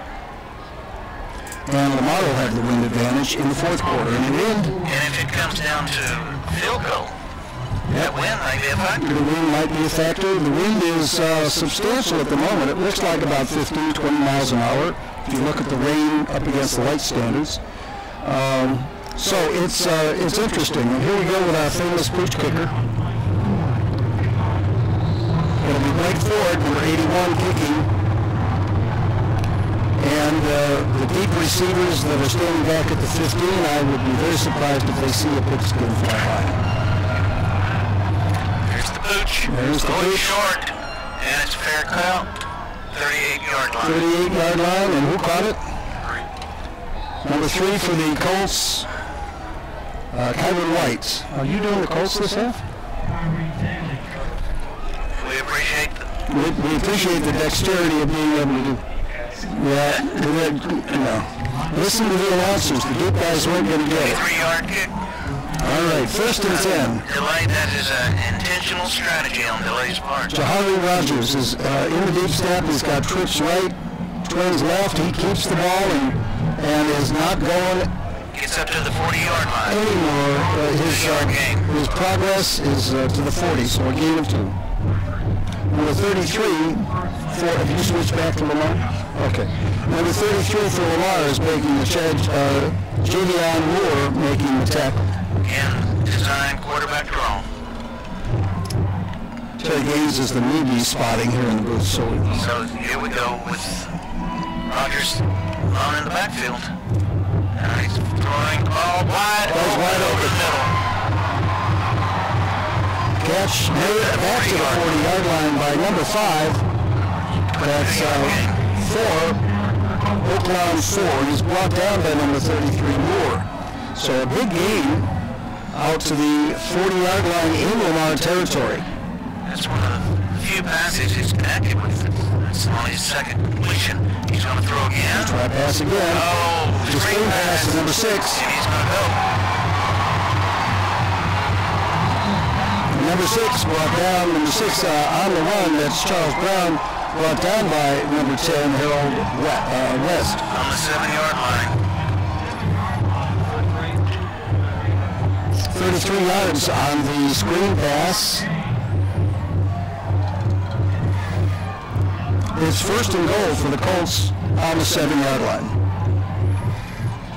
The clock is rolling, but they're already down there looking at each other. I'm not sure why. Okay. And off up the middle to 29, the ball carrier. To the 5-yard line. That would be Benson, the ball carrier, number 32 making the stop. That's Kalen Thompson. So a gain of 2 yards, second and goal at the 5. Off of the right guard. So here's a big match for the Lamar defense. If they can hold them to just a field goal,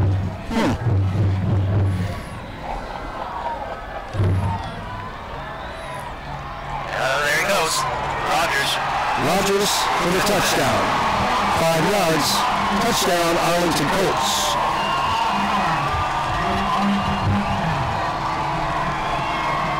See, I'd be interested in the stat as to how much of a second half team the Colts are.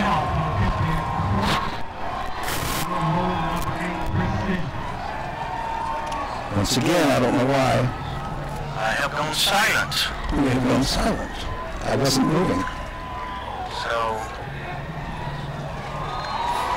extra point is good. 14-10.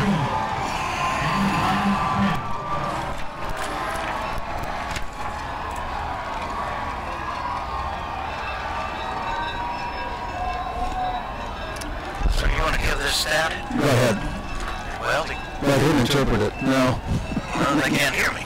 Oh. So it's a 62-yard drive.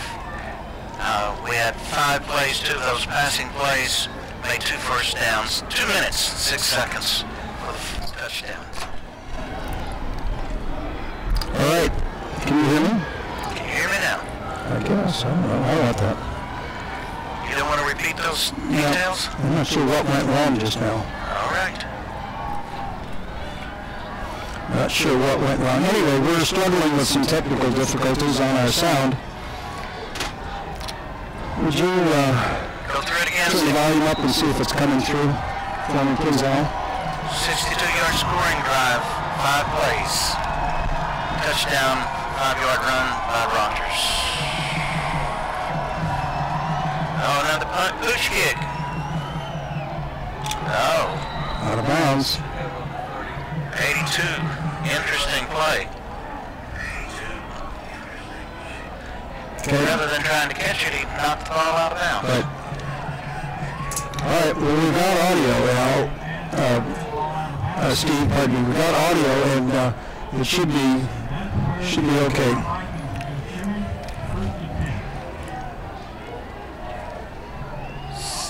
So Lamar has first down at the 26-yard line.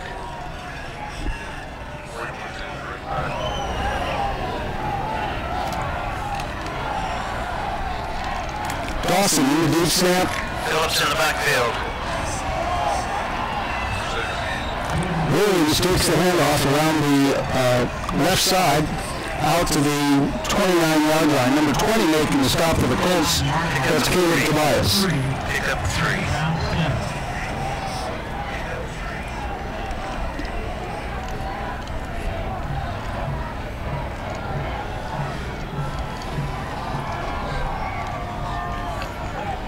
Second down and 7 from the 29. This is an important drive for the the Vikings. Who's our tailback? Phillips, 41. Fake the end around. Lateral back. Phillips gets very close to the first down. On the 35. Just a little short. Yard short. Who got the tackle? Number 21 for the Colts, Miles Neely. Stops him 1 yard short of a first down. So it's at the 30-yard line. Third down and 1 at the 35.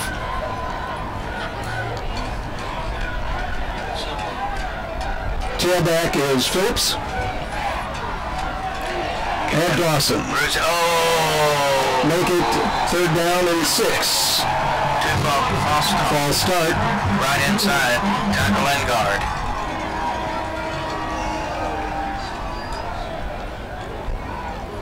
Well, they're talking about it like maybe there's a question, but I can't imagine. False start. Lamar. So it's third down and 6 back at the 30-yard line.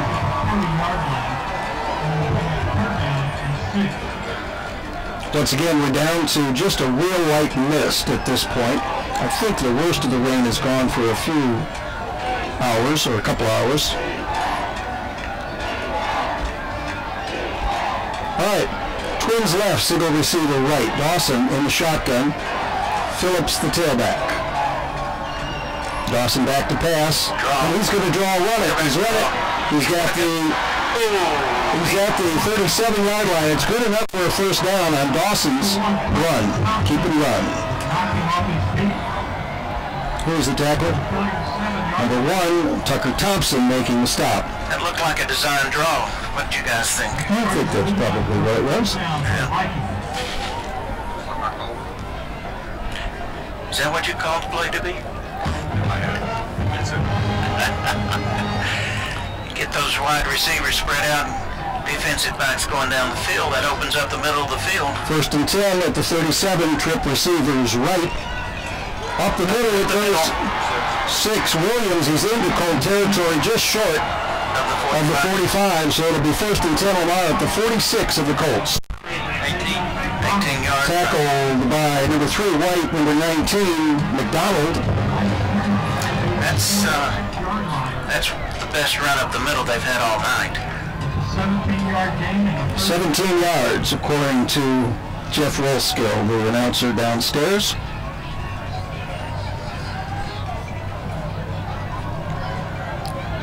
First and 10 from the 46, 7:48 and counting in the third period. Dawson back to pass. Pass is complete. And now he was down at the number 5 Naylor. Caught the ball on his knees at the 38. Naylor on the catch. Don't bring. Really caught it. His knee touched, so the real line of scrimmage will be the 38-yard line. Second and 3. 2.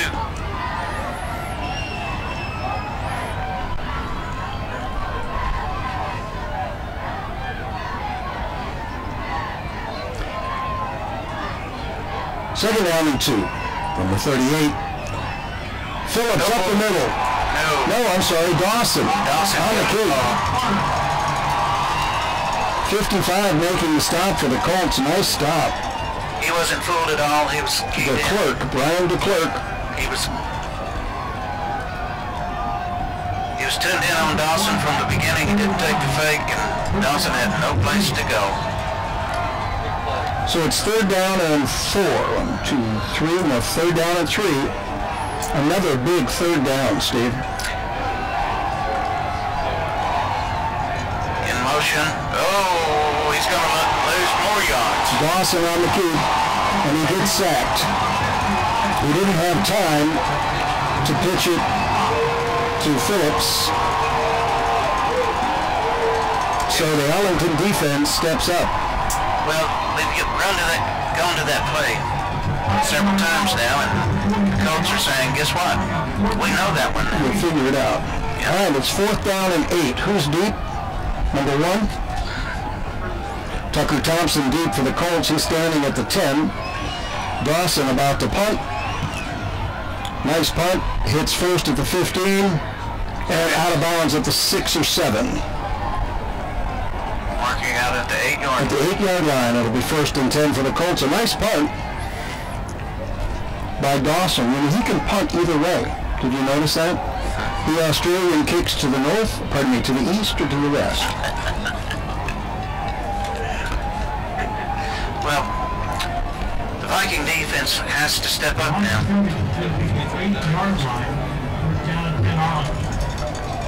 5:55 remaining in the third period, the third quarter. Colts 14, Vikings 10. Oh, up the middle again. There he goes. He's gone. He's gone.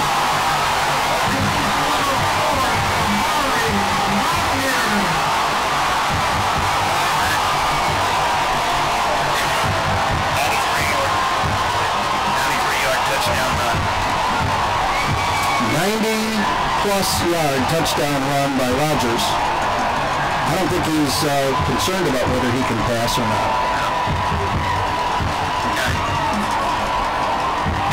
As I'm watching this, Bill Snyder up at Kansas State needs to be watching him because he's the kind of quarterback they like.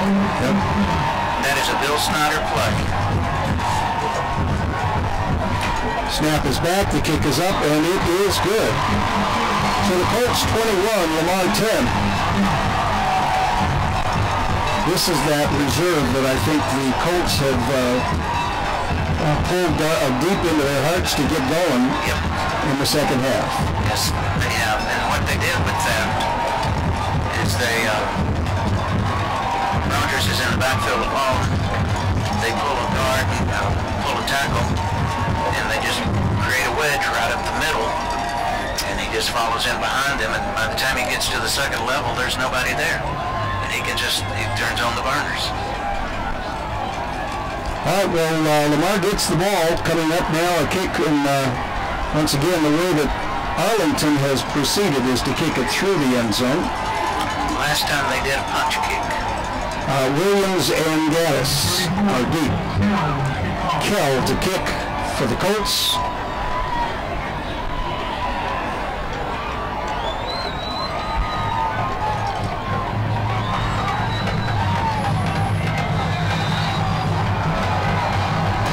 .42 remaining in the third quarter. That created a little bit of life on Arlington's side. It's a pitch. I don't think it cleared the 10-yard necessary. So even though the Arlington player got it, I think it goes over to Lamar. The onside kick did not go to the required distance. Jeff agrees. It was an onside kick, went 9 yards instead of the required 10. It's a good thing because Arlington, Lamar wasn't prepared for it at all. No, we weren't. In fact, the lineman there who was there to block, I don't even think was aware the ball was there. Yep. So the trick plays have not done well for either team. Yep. The coach were trying to go for the juggler. Yep. Let's put this out of reach. All right, Dawson in the deep, and he's throwing to Mayer, number 5, is brought down at the 12-yard line. Who got it? Mayer caught by Thompson, Tucker Thompson. At the 11-yard line. Beautiful. 39 yards. Beautiful pass. 49 yards.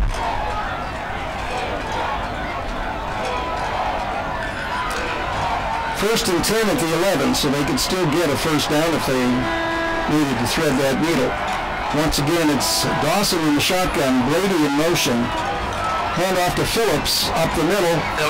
Phillips, touchdown Lamar from 11 yards out. That's a great answer by the Vikings. 2 plays. Covered 50 yards. 1 run, 1 pass. You know, when you're picking up 49 yards per pass, that doesn't make many. Yeah.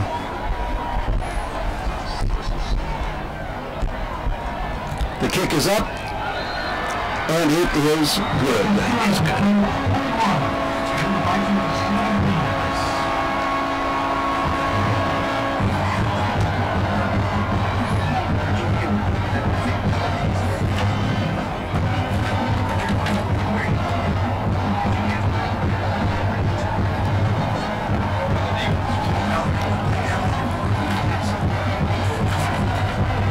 So we have a 50-yard two-play scoring drive. Took 31 seconds. Long pass play, 11-yard run. Score is 21-17. Teams are back on, lining up for the kickoff.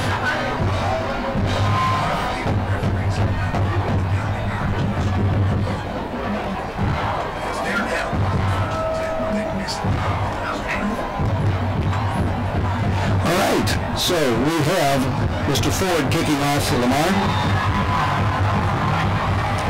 H City.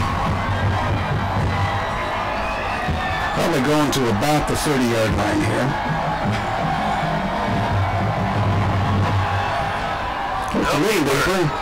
Down to the 18.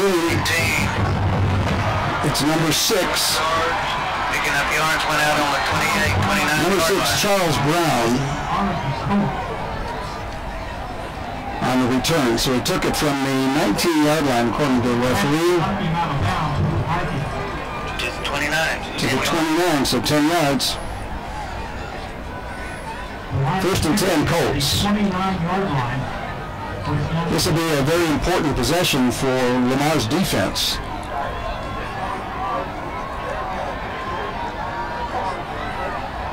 Rogers is the only one in the backfield. Pass out to the flat, 13. Pass is complete to number 13, Rodney Lucky. The defender for Lamar, number 10. 3-yard gain. Earl West. Gain of 3, second and 7. Stop for the Lamar Vikings. 32-yard line after a gain of 3, second and 7. Thank you. Rogers again in the backfield alone. Cripps left. Rogers on the keep. Holding, come on. They didn't call it though. There's not a flag on that play, but Rogers got a free escape pass. He's down. It'll be down to third down and 1. 5-yard gain. Scoreboard saying third down and 12. I'm not sure what their issue is. Down in 3. Now it's blank. Yeah, that. Third down and 2. He was down lineman had beaten the block and were intimidating Mr. Rogers, and as he broke out to the sideline, they got pulled down from behind. It was a good tackle.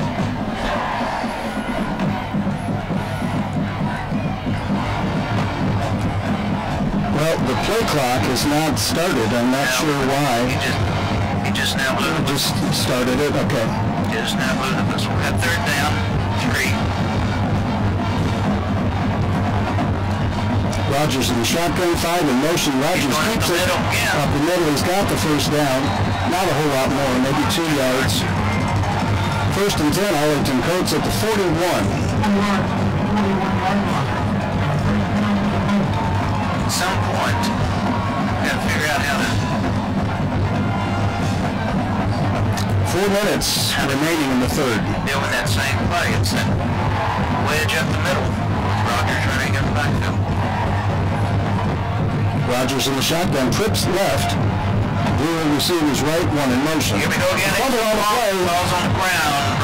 Rogers recovers it. At the 28. Brewer's on top of him. That's going to be a loss. 34, Jose Mercado. Right for 8 yards. And Rogers is a little shaken up on the play. Mid 8 yards loss. You know, when you fall on that ball and then somebody falls on top of you, there's a way of knocking the air out of you. It does. The referee wanted to check on him, says, hey, are you alive? Are you breathing? He obviously had the wind knocked out of him a little bit. It's second down and 17. 4 seconds on the play clock. They're going to have to call timeout. Arlington calls timeout. Probably smart. They do it before Rogers has to come out. Has to come out because of injury. Yeah.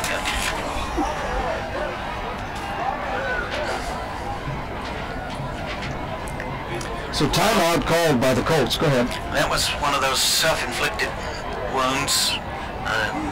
Snap was on to the right. He just didn't field it. Well, he wasn't watching. He was looking for other things, and it took his eye off of it, and it slipped away from him. He did recover the muff, the fumble, so he's at the 33-yard line, second down and 17. But the question is, how shaken up is Rodgers? Do I see him over there with his helmet off? I do.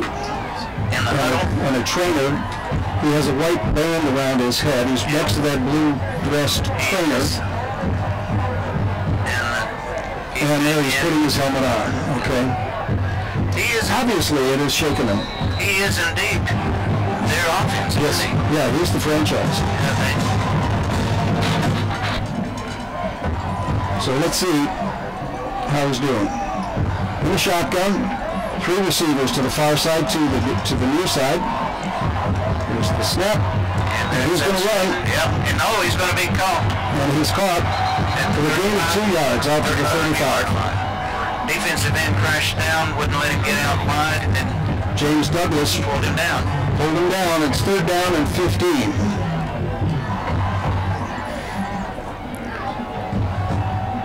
Important 3rd down.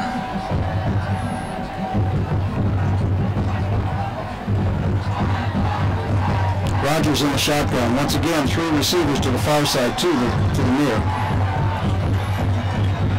Looking to pass. He's getting rushed. It's a deep pass.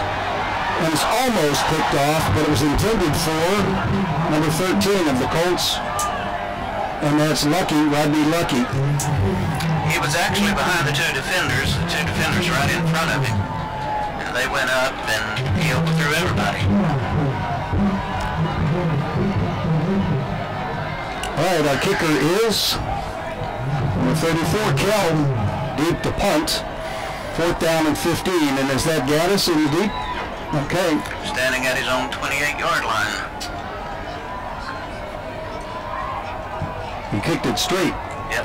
Gaddis calls fair catch, lets it go beyond him, and it's going to roll inside the 20. Down to the 18-yard line. So it's a 47-yard punt by Kell. It'll be 1st and 10. Lamar Vikings starting on their own 18-yard line. So they've got an 82-yard field in front of them, but that was still an important defensive stop. It was. 2:14 remaining in the 3rd quarter. Lamar 17, Arlington 21.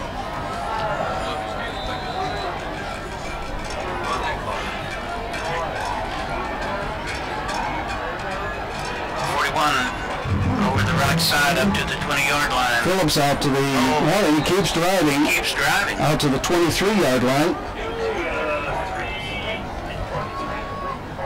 Stopping that train was Colin White, number 3, number 23, Hugh Zelder. Spotted on the 22, just beyond the 22-yard line. Good effort. Phillips that time. Williams in the backfield. Kept up driving those legs.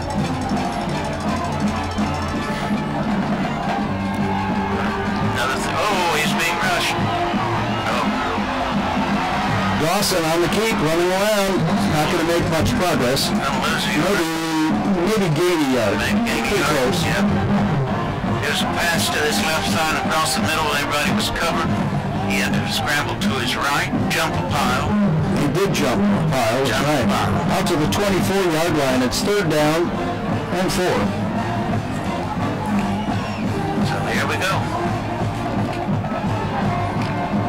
Big 3rd down. Big 3rd down. Twin receivers on the near side.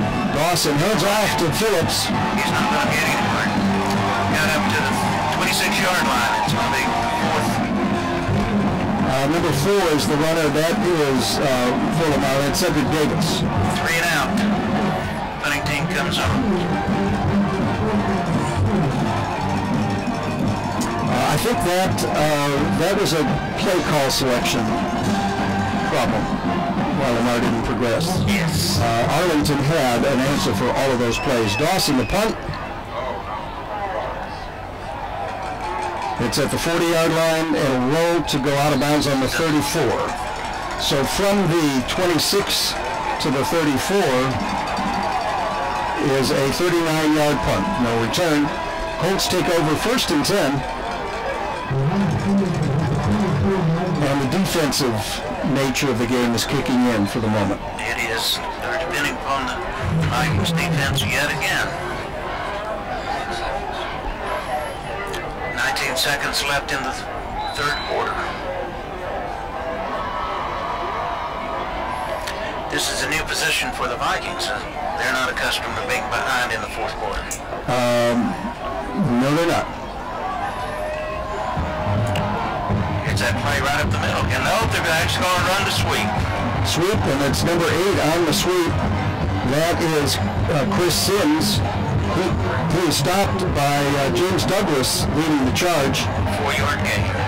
2nd down 6 after pickup of 4. That's going to end the quarter. End of the third quarter. Fourth quarter, the last quarter before the champion of the district is named. Coming up. Well, that quarter statistically was different than the first two.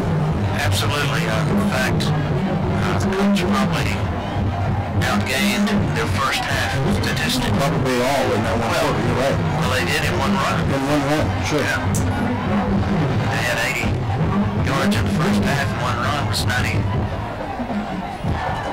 So this is an interesting battle between two very qualified coaches, and Scott Peach and Laban DeLay have their path clear in front of them. They know what they need to do. The question is, can they execute? But I do believe that last drive might have been choked down a little bit by the guys to our left in the booth. The coaches, they didn't call the aggressive plays that I think they could have. So it's Rogers in the shotgun, 3 receivers on the far side. Rogers, screen pass to number 10. There he's wide open. And he is hit. Oh, he's still up and running into Lamar territory at the 44-yard line. And it's Trey Cleveland is the ball carrier. He takes the screen pass. Gain of 19 yards on the play. 1st and 10 Colts. Well, this first drive of the fourth quarter could make a big difference in this game, Steve. Oh, absolutely. It is important that the Vikings get a stop here because the Colts defense is playing strong. Another pass play, man wide open deep. And it's caught deep. It's caught at the 12-yard line. 16-yard line, pardon me. And it's caught by number 8, and that's Chris Sims. And the defender for Lamar was number 12, Jordan Pope. Well, I hate to be correct, but at halftime I said Rogers is going to have to start depending on somebody else, and he is. He is. And look what's happening. They're moving the ball. He's showing his arm. Yep. All right, at the 16, it's 1st and 10. Rogers in the shotgun, twins right. 3 receivers left. Rogers keeps it, jumps over the crowd, and runs past the Lamar defenders. Touchdown, Arlington Colts. 27-17, point after coming up.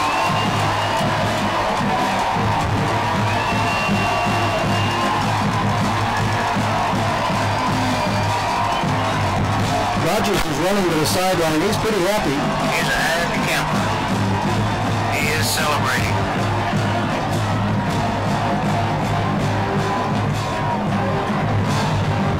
Here's Kell to attempt the point after.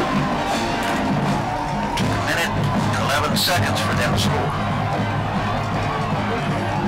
Kick is up. And it's good. And it is good.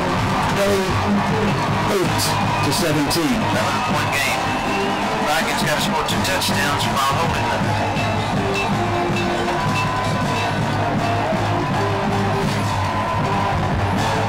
We want to thank the 653 listeners and watchers that have joined us tonight for the championship game for the Arlington Independent School District and the District 6-4A for the UIL. These two teams both will move on to the playoffs, those seated number 1 in their respective groupings. The Colts scoring drive started on their own 34. 3 plays for 66 yards and 20 seconds for scoring the touchdown. All right, number 34, Kell to kick off. Deep for Lamar. Number 6, Williams on the near side. Number 2, Deshaun Gaddy on the far side. He's kicking into the wind, which is way down. It's down to nothing in terms of wind. The flags are pretty droopy. So the wind's not going to be a factor, looks like. And the right stopped, and that's on squib kick. We're going to have to decide who's going to pick it up. Number 3 picks it up at the 20-yard line. Well marked at the 20. So it's James Douglas. And the Colts are fired up. Well, as they should be. They've had a couple of neat offensive drives. Yep. They're marking it back at the 17? No, sorry. They'll put it at the 20. So that's interesting. It went from the 19 to the 17 to the 20 in those few moments. Play clock is running. It's below 10 seconds.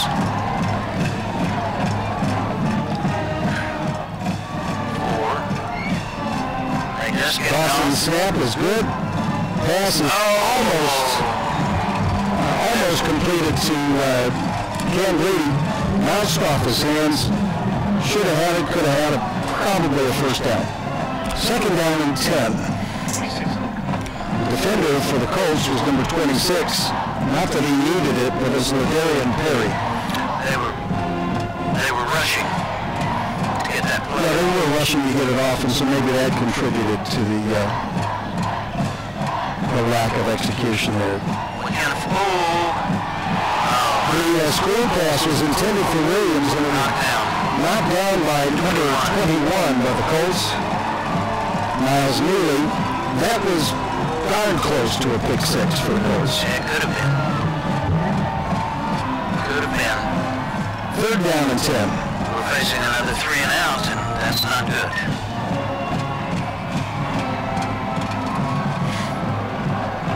From the 20-yard line, Lamar's offense has evaporated for the moment. Crossing back to pass. He's going to get sacked. Oh, long pass downfield. Almost intercepted. It was intended for either Cam Brady or Isaiah Naylor, number 5. So we face another 3. It's 4th down and 10 at the 20-yard line. The defenders for the Colts was Tucker Thompson, number 1, number 11, Turner. So who's deep here? Dawson's punt. Turner is deep, or Thompson is deep. Nice kick by It's at the 40. Dawson. Picked up at the 40. And he spins away from the tackler. He's still on the loose. He's in the Lamar territory. He's going to go. This is Tucker Thompson. He is likely, he cuts back in. He's still up down to the 10-yard line. The Colts have struck. At the 11-yard line. Back to the 11-yard line, and it's 1st and 10 Colts. Tucker Thompson. 59-yard return. 59-yard return. Probably more than that. The Hit at the 40 and he picked it up. punt was a 40-yard punt. I got that right? It was a 40-yard punt. So he came back, and so it's so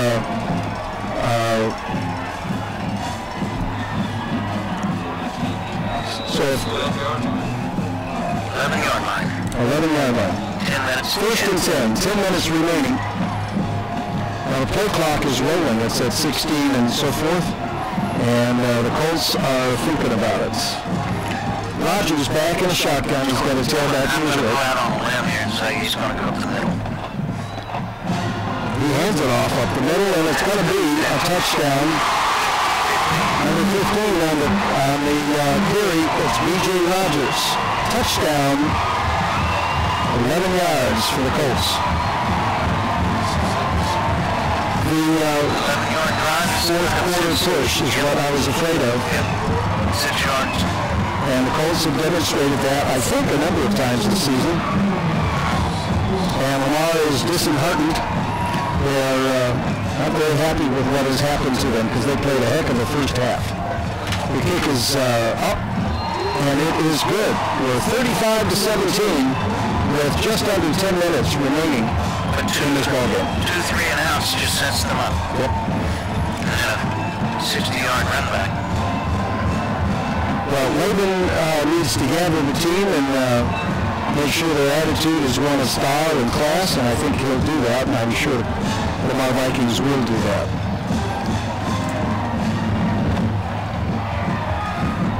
(35-17) with 9:59 remaining in this championship game for the 6-4A division.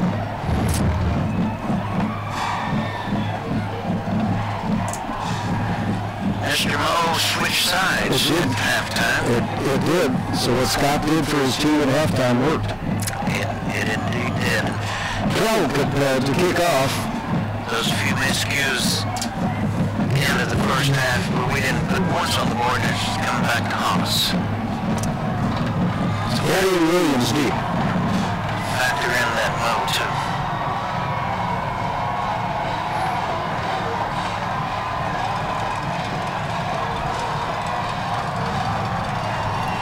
Another squib kick, picked up by 4. At the 29-yard line by number 4. Alright, Cedric Davis is still on the run into Colt territory. down at the 42-yard line, 44-yard line. He's tripped up by number 34 for the Colts. That's the kicker, Kell. That's twice the kickers had to prevent a touchdown. He has done well by himself, yes.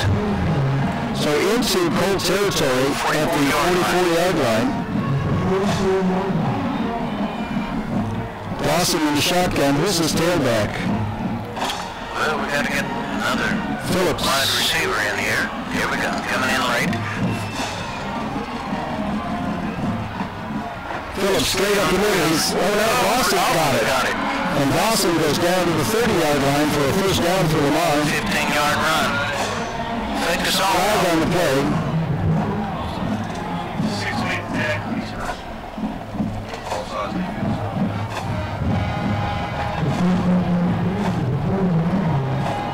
Offside. Colts the call. For some It's reason, declined. Declined. They took us 15-yard run over a 5-yard penalty. Yeah, just amazing how Just that works. amazing how that works. Well, let's see if we can get a little life here. Get a little pride back. Dawson on the keep, nobody to pitch to, so he makes the corner. 20-10 touchdown. Jack Dawson, flag on the play though. There's a flag down. Dawson gets a 30-yard touchdown run. Let's see if it sticks. Well, the referee standing at midfield, he's not going anywhere. Doesn't look like it's going to Hold it. holding Lamar.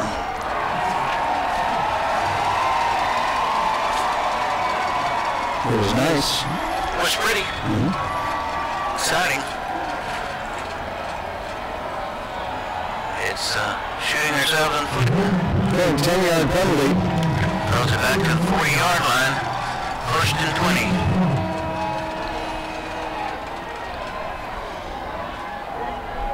First and 20 at the 40. We want to thank all 620 of our watchers for joining us for the championship game benefits provided by the Lamar Football Booster Club. Just there, enjoying the game as we are. Dawson in the shotgun. Handoff up the middle. Oh, It's looky there, Williams. Williams. No, I'm sorry, it's Phillips. Out of the 21-yard line. Really close to a first down. He was brought down by number 3 on Whites. Again, he went up off that right tackle. Nobody touched him until he got to the secondary. Phillips is the tailback.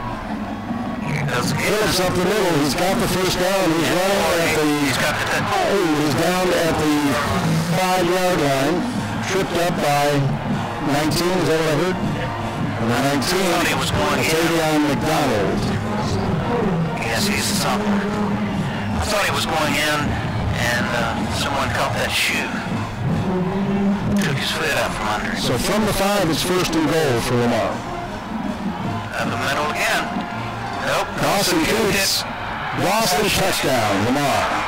From 5 yards out, touchdown, Jack Dawson.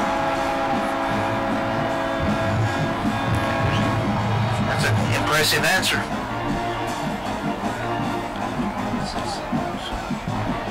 Well, there's a lot of time left, but something's got to change when the Colts have the ball. Yeah, defense got to come through for us now. Garcia to attempt the point after Dawson holds. The kick is up, and it is good. 24-35 with 8:33 remaining. It's been a battle, Steve. It's been a battle. And it's back and forth. A prize fight. So a 44-yard drive, 3 plays, 3 runs, resulting in a touchdown, 1 minute and 26 seconds.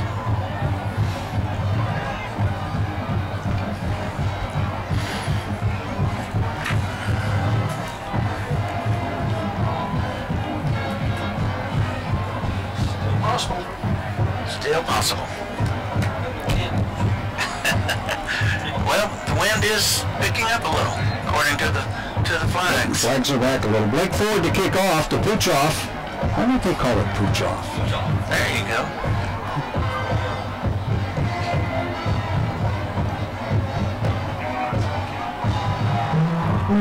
Now, last time they didn't pooch, they went down to the 20. It was a deep pooch. It was a deep pooch. It's a deep pooch. It was a pooch. Okay.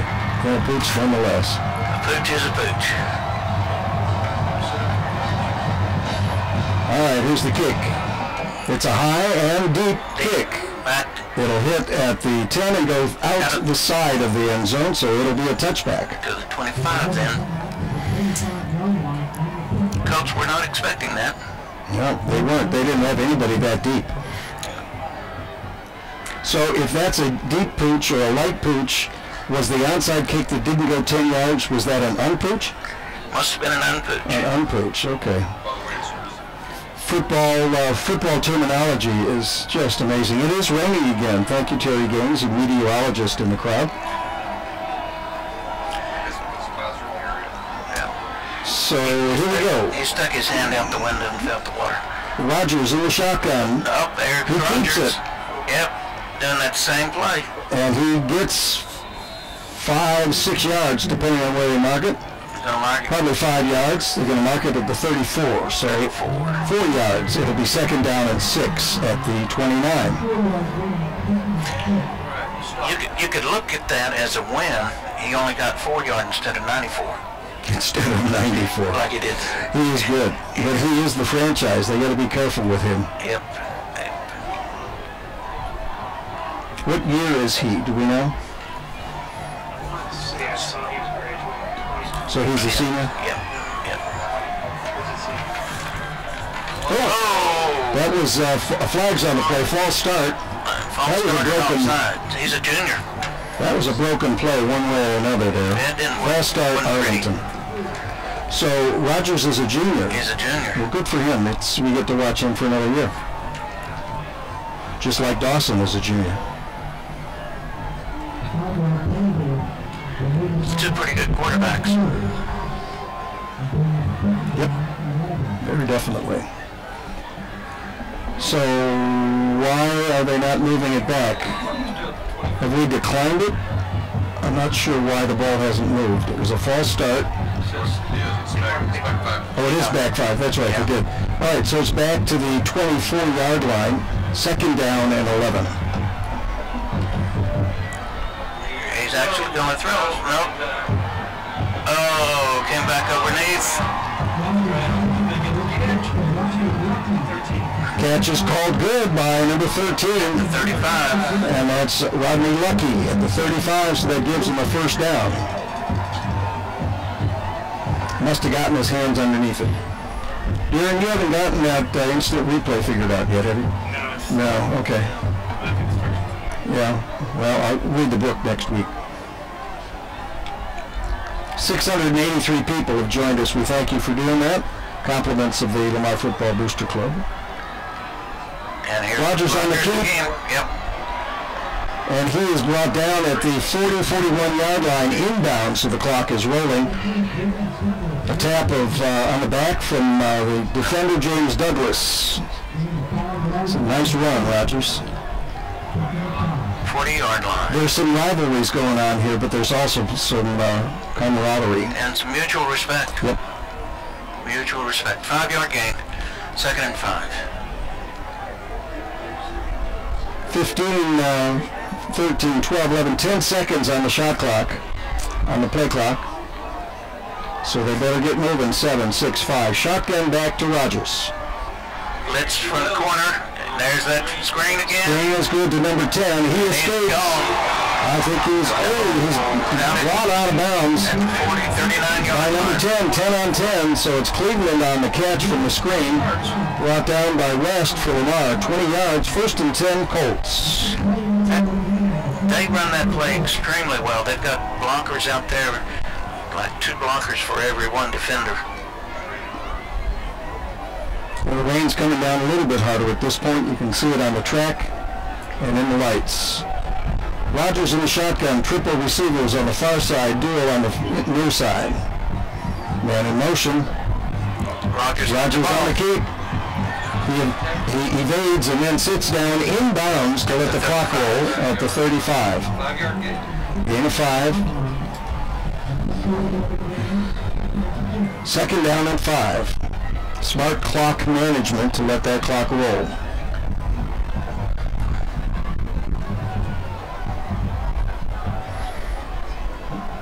They're milking the clock as much as they can. Yeah, clock management's important. Yep. 10 seconds on the play clock. Rogers in the shotgun. Man in motion. Rogers keeps it. Up middle, cut it. 1st down. He cut up through the tackle that time instead of coming outside. Rogers is brought down by number 33 for Lamar. Pick up a 7. Javion Moore. 1st and 10 Colts. 5:15 and counting. At the 29-yard line. Second half, we just haven't had an answer for it, have we? Well, we've had a couple of mini answers, but they didn't. We didn't have an answer for the Colts defensively. They have outplayed us like we outplayed them in the first half, even though we didn't get that many more points on the board. We missed those opportunities in the first half. But Arlington is a good team, and they have shown that in the second half. Pressure on Rogers. He evades it. He slips and falls as he throws. Ball is tipped.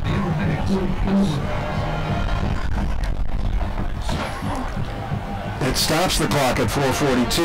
2nd down into 29. It falls short of any receiver, so it would be conjecture to say it was intended for X, Y, or Z. James Douglas did help Rogers up as he fell.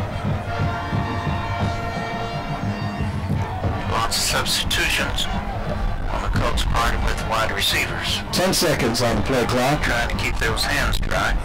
They're going to have to call timeout. I think they're going to call a timeout. Colts call a timeout with 4:42 to get a new 25-second play clock. So It's a wise use because they want to control the clock as much as possible. They're down to 1 timeout left. So and that's really not important at this point. For them. They are doing well, and it is clear at this point. I would be shocked if Arlington did not win this game. We've got a lot of loyal friends, pretty good crowd on the far side and on the Arlington side. So congratulations to all of those folks. There's decent traffic out in the parking lot, like, I'm here to pick up my kids. Can I just stay here? You know, that kind of thing. So anyway, the crowd was hampered greatly by the rain, but I think they still sold a bunch of tickets and put on a good display for at least the first half and a little bit of the second. But we're at the 29-yard line. Colts 2nd down and 10.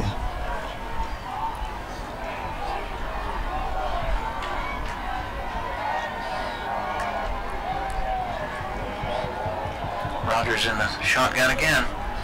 He's going to throw. Another screen pass. Complete the 10. Touchdown. He's by himself. Oh, just short. 10 gets down. So Cleveland gets down to the 2. Is that where they're going to spot it? 1 yard line. To the 1 yard line. First and goal.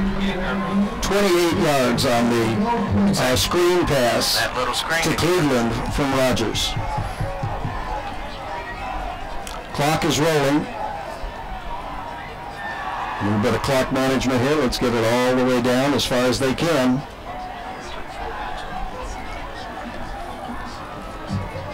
First and goal from the 1. So they've controlled the ball about 4 minutes with this drive. Nope. Rogers hands off to number 15, DJ Rogers. He is stopped Loses a yard. for a loss of a yard. Lamar Line stepped up on that one. So it's second and goal at the 2.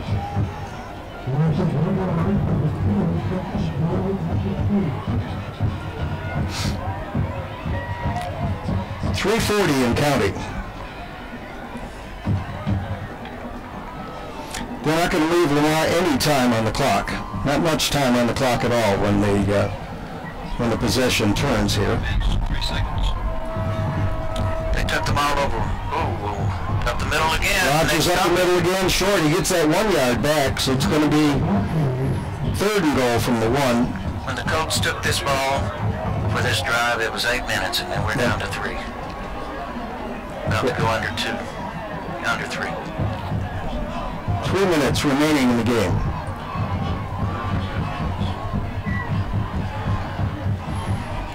Again. So is Rogers going to run it this time? I bet you he is. They're shuffling wide receivers in, which suggests to me Rogers up the middle. Yes. Yeah. As long as we get that, as long as the Lamar players get it. They're going to call timeout again. Scott Peach calls timeout from the sideline. 2:39 remaining. And it is the Colts once again. How long have they had this drive going? 5 minutes and 40 seconds. 5 minutes and 40 seconds they clicked off the fourth quarter clock. It's hard to score when the other team has the ball that long. Pretty difficult. Third and goal at the 1. And they've just used their last timeout. Lamar has 3, not that they'll ever get to use them at this point. An 11-point game. So the rain is still a factor. All of those who forgot their umbrellas in the car, I want to let you know that your umbrella is perfectly dry and safe. Although there might be a few for sale at a choice price. You never know. You never know.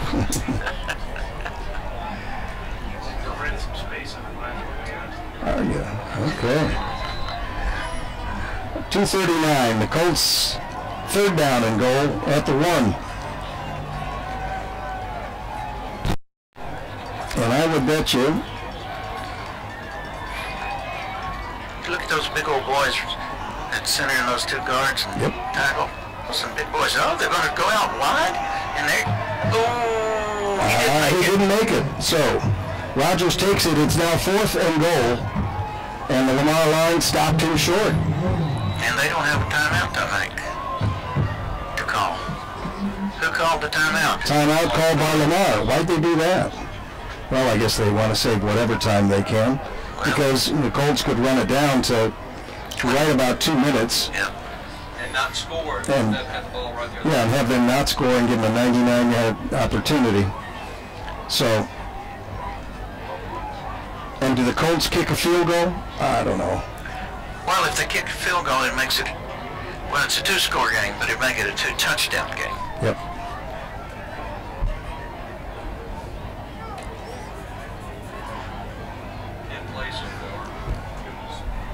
Yeah, 10-play drive thus far that is consumed. What's the time now, Tim? Still 6.5 minutes. 6.5 minutes in this drive. It is the game changer. And they're going to go for it. Yep. On 4th down. 4th and goal at the 1. If they don't make it, they leave Lamar with a long drive, which is a 2-score drive either way needed. And here's the thing, and it's Rogers up the middle, and he's got the touchdown. Untouched.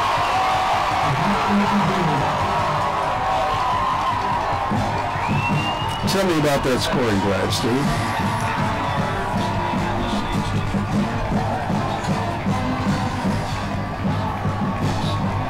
$727 of you watching. We want to thank you. Let me introduce you to the team after Kell does the point after. Scoring drive was 75-yard drive, 11 plays, 3 first downs, took 5 minutes off the clock. The kick is good. It's 42 for the Colts, 24 for the Vikings. You're watching our district champion down there wearing green, Steve. Yeah, they are. They have put on a show this second half. Very impressive. Got 28 points in the second half for the Colts. That's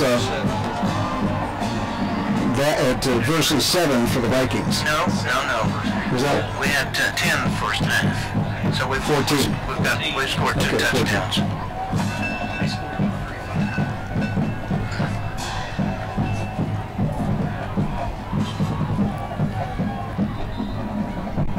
5 touchdowns to our 2. Gaddison Williams, Kell to kickoff. Or squib kick.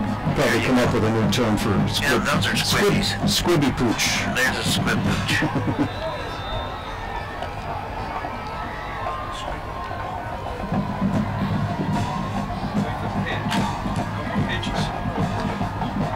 Don't be squibbying it. Yeah, he's squibbing it again. No, it's a pooch. It's a pooch. And it's caught by number 4. At the 29. Cedric Davis catches it at the 30-yard line, I think is where they're going to mark it. Mark it at the 30. First and 10 Lamar at their own 30-yard line with 2:24 remaining.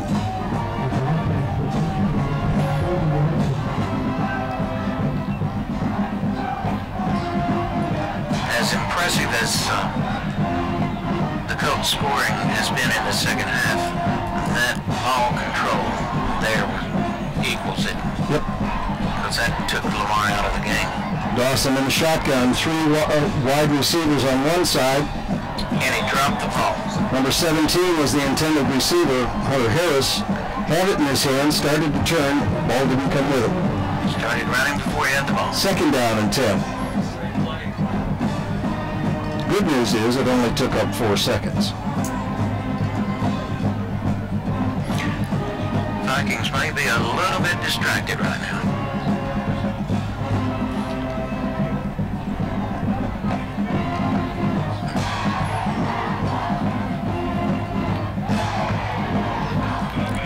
Dawson, a bad snap.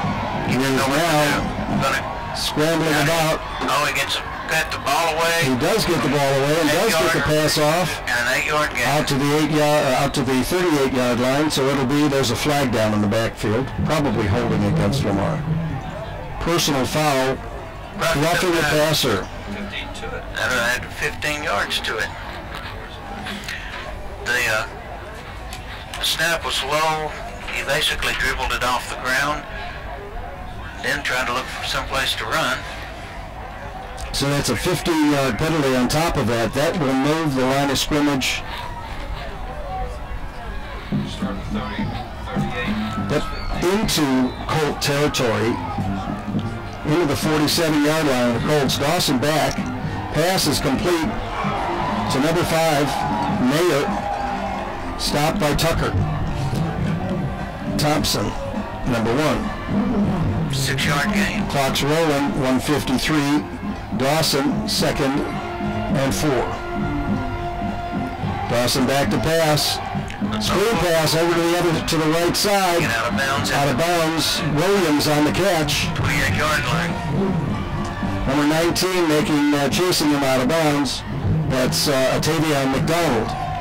Clock stopped at 1:42.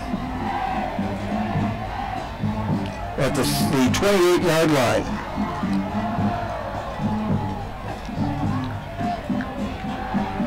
Dawson back to pass. He's being chased. He got free. He's going to get a first down inside the 20. 15-yard line. Tucker Thompson runs him out of bounds. They blitz from the left side. And he ran to the left side. They blitz from the right. Yep. He ran to the left.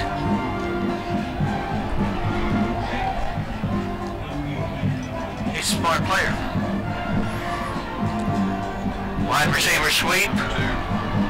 Gaddy's down to the 11-yard line.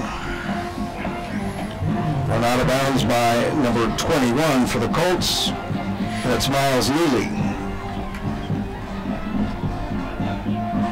So it's second down and 6 at the 11. A minute 30.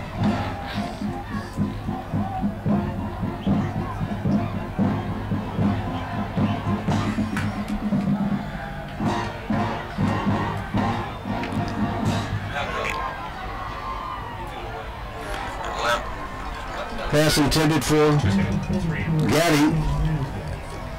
Incomplete. The defender was number 3 for the Colts. That's White. He was being pressured. Threw with his arm. Didn't have his feet set. Threw in the direction. What? 1:24 remaining.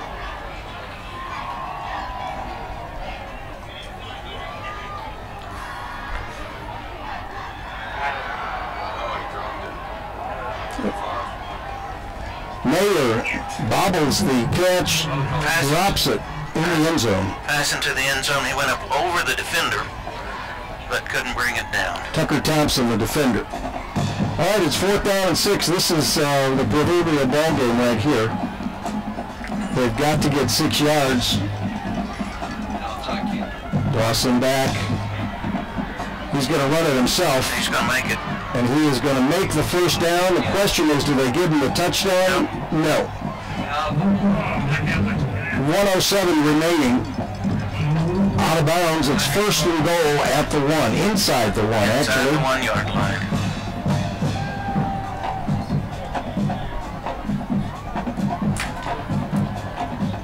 Officials are gathering. I'm not sure why.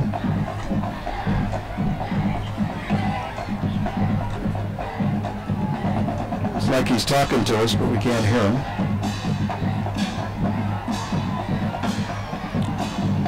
Oh, never mind, he says, and walks away.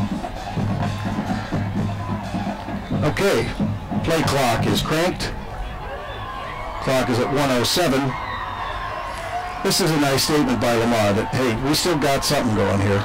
We're not going to just roll over and play dead. Yep.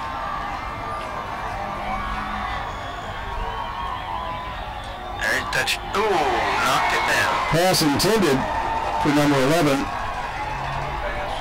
Javarius Ewell, who's broken up. Who's the defender?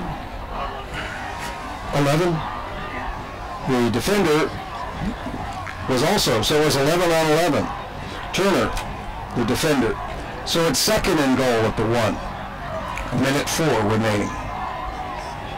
Where's that sophomore, Phillips? You're on the 1. Touchdown. No. Dawson sticks the ball over the goal line, falls back onto the field. They give him the touchdown from 1 yard out. With 57 seconds. Touchdown, Lamar.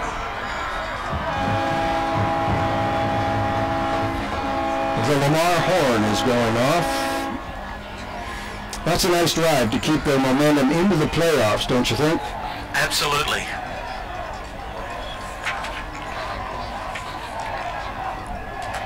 So a 70-yard drive, 10 plays, 3 first downs, minute and 27 seconds. Kick is up and it's good. Colts 42, Vikings 31. 11-point differential. Minute, 57 seconds. 57 seconds remaining. So anyway, let's introduce quickly to the 674 people that are watching at this point. Steve Langford is the color commentary. I'm Jay Ryan. I'm normally a PA guy. I don't know how I got roped into doing this tonight. But anyway, on camera, Darren Reddick. Thank you, Darren. Thank you, Darren. It's good to have you. And Tim Perry doing stats. Terry Gaines and Al Qualman spotting for us, telling us who did what, because we can't see worth a darn up here, and they can have the glasses on all the time. And yeah, that's right. And that's what that's Terry's response. You probably didn't hear that, but I will repeat it. If you can't see it, we'll make it up for you. So sometimes I think the referees do that. Do you think? Take our best kids. You don't even want to comment it, Steve. Okay. And those of you watching on the video, just know that the video's zoomed in. It's a lot smaller from up here. Yeah. Anyway, it's a fun stadium and a very nice college grade. It is a college grade stadium that we enjoy being able to use. So. And a good game. Here we go. Ford to kick off. It's a onside kick. It didn't go 10 yards. Didn't go 10 yards and offside. At least from our view up here, it didn't. Flag went off. Okay, sounds good. Number 12, Hartfield for the Colts got the kick. It should be the Colts ball, 1st and 10 on the 49 or the 51, depending on your perspective. Well, if it's offsides, they'll add a 5 to it. But they're sure talking about it a lot.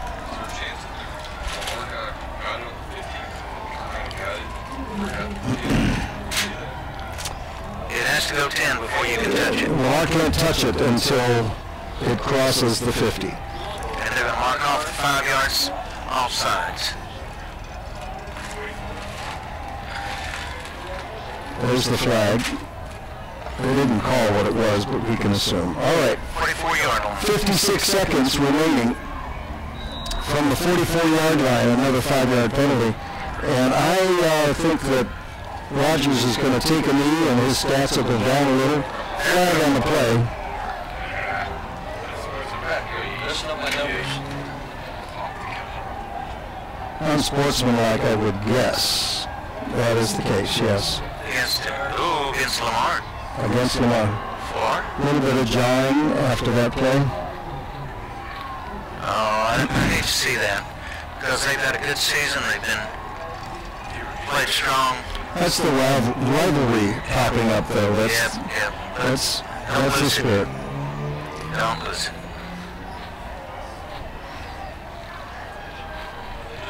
All right. 1st down and 10 from the 34. Rogers is likely to take a knee again.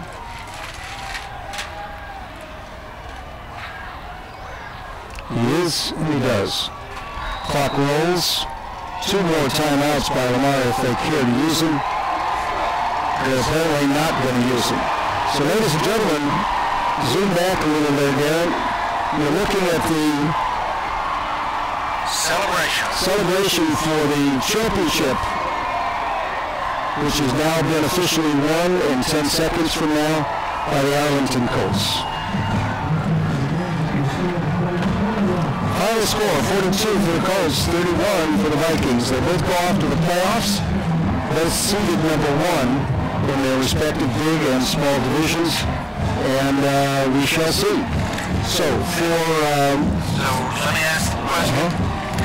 How many 9-1 high school football teams have you know? Not very many. Not very many. Still a tremendous season. Yep, not very many 10-0, but also not very many 9-1. So for you Lamar fans, if you would, keep tabs on LamarVikings.com, and you'll see the stats for this game soon. You'll see the stats season to date, and I will post on that site as soon as we get it, where we're playing and when and what the arrangements are. Any other comments, Steve? Great season. Great game. Tough loss. As a famous football coach that won the state championship back a number of years ago, Kerry O'Connell would say that there are 3 seasons. There's the preseason, there's district play, and then there's the postseason. Well, we're about to head off into that 3rd section of our Season number 3. 2018. So, for the Lamar Football Booster Club, thanks for joining us, and VFMB, we are done.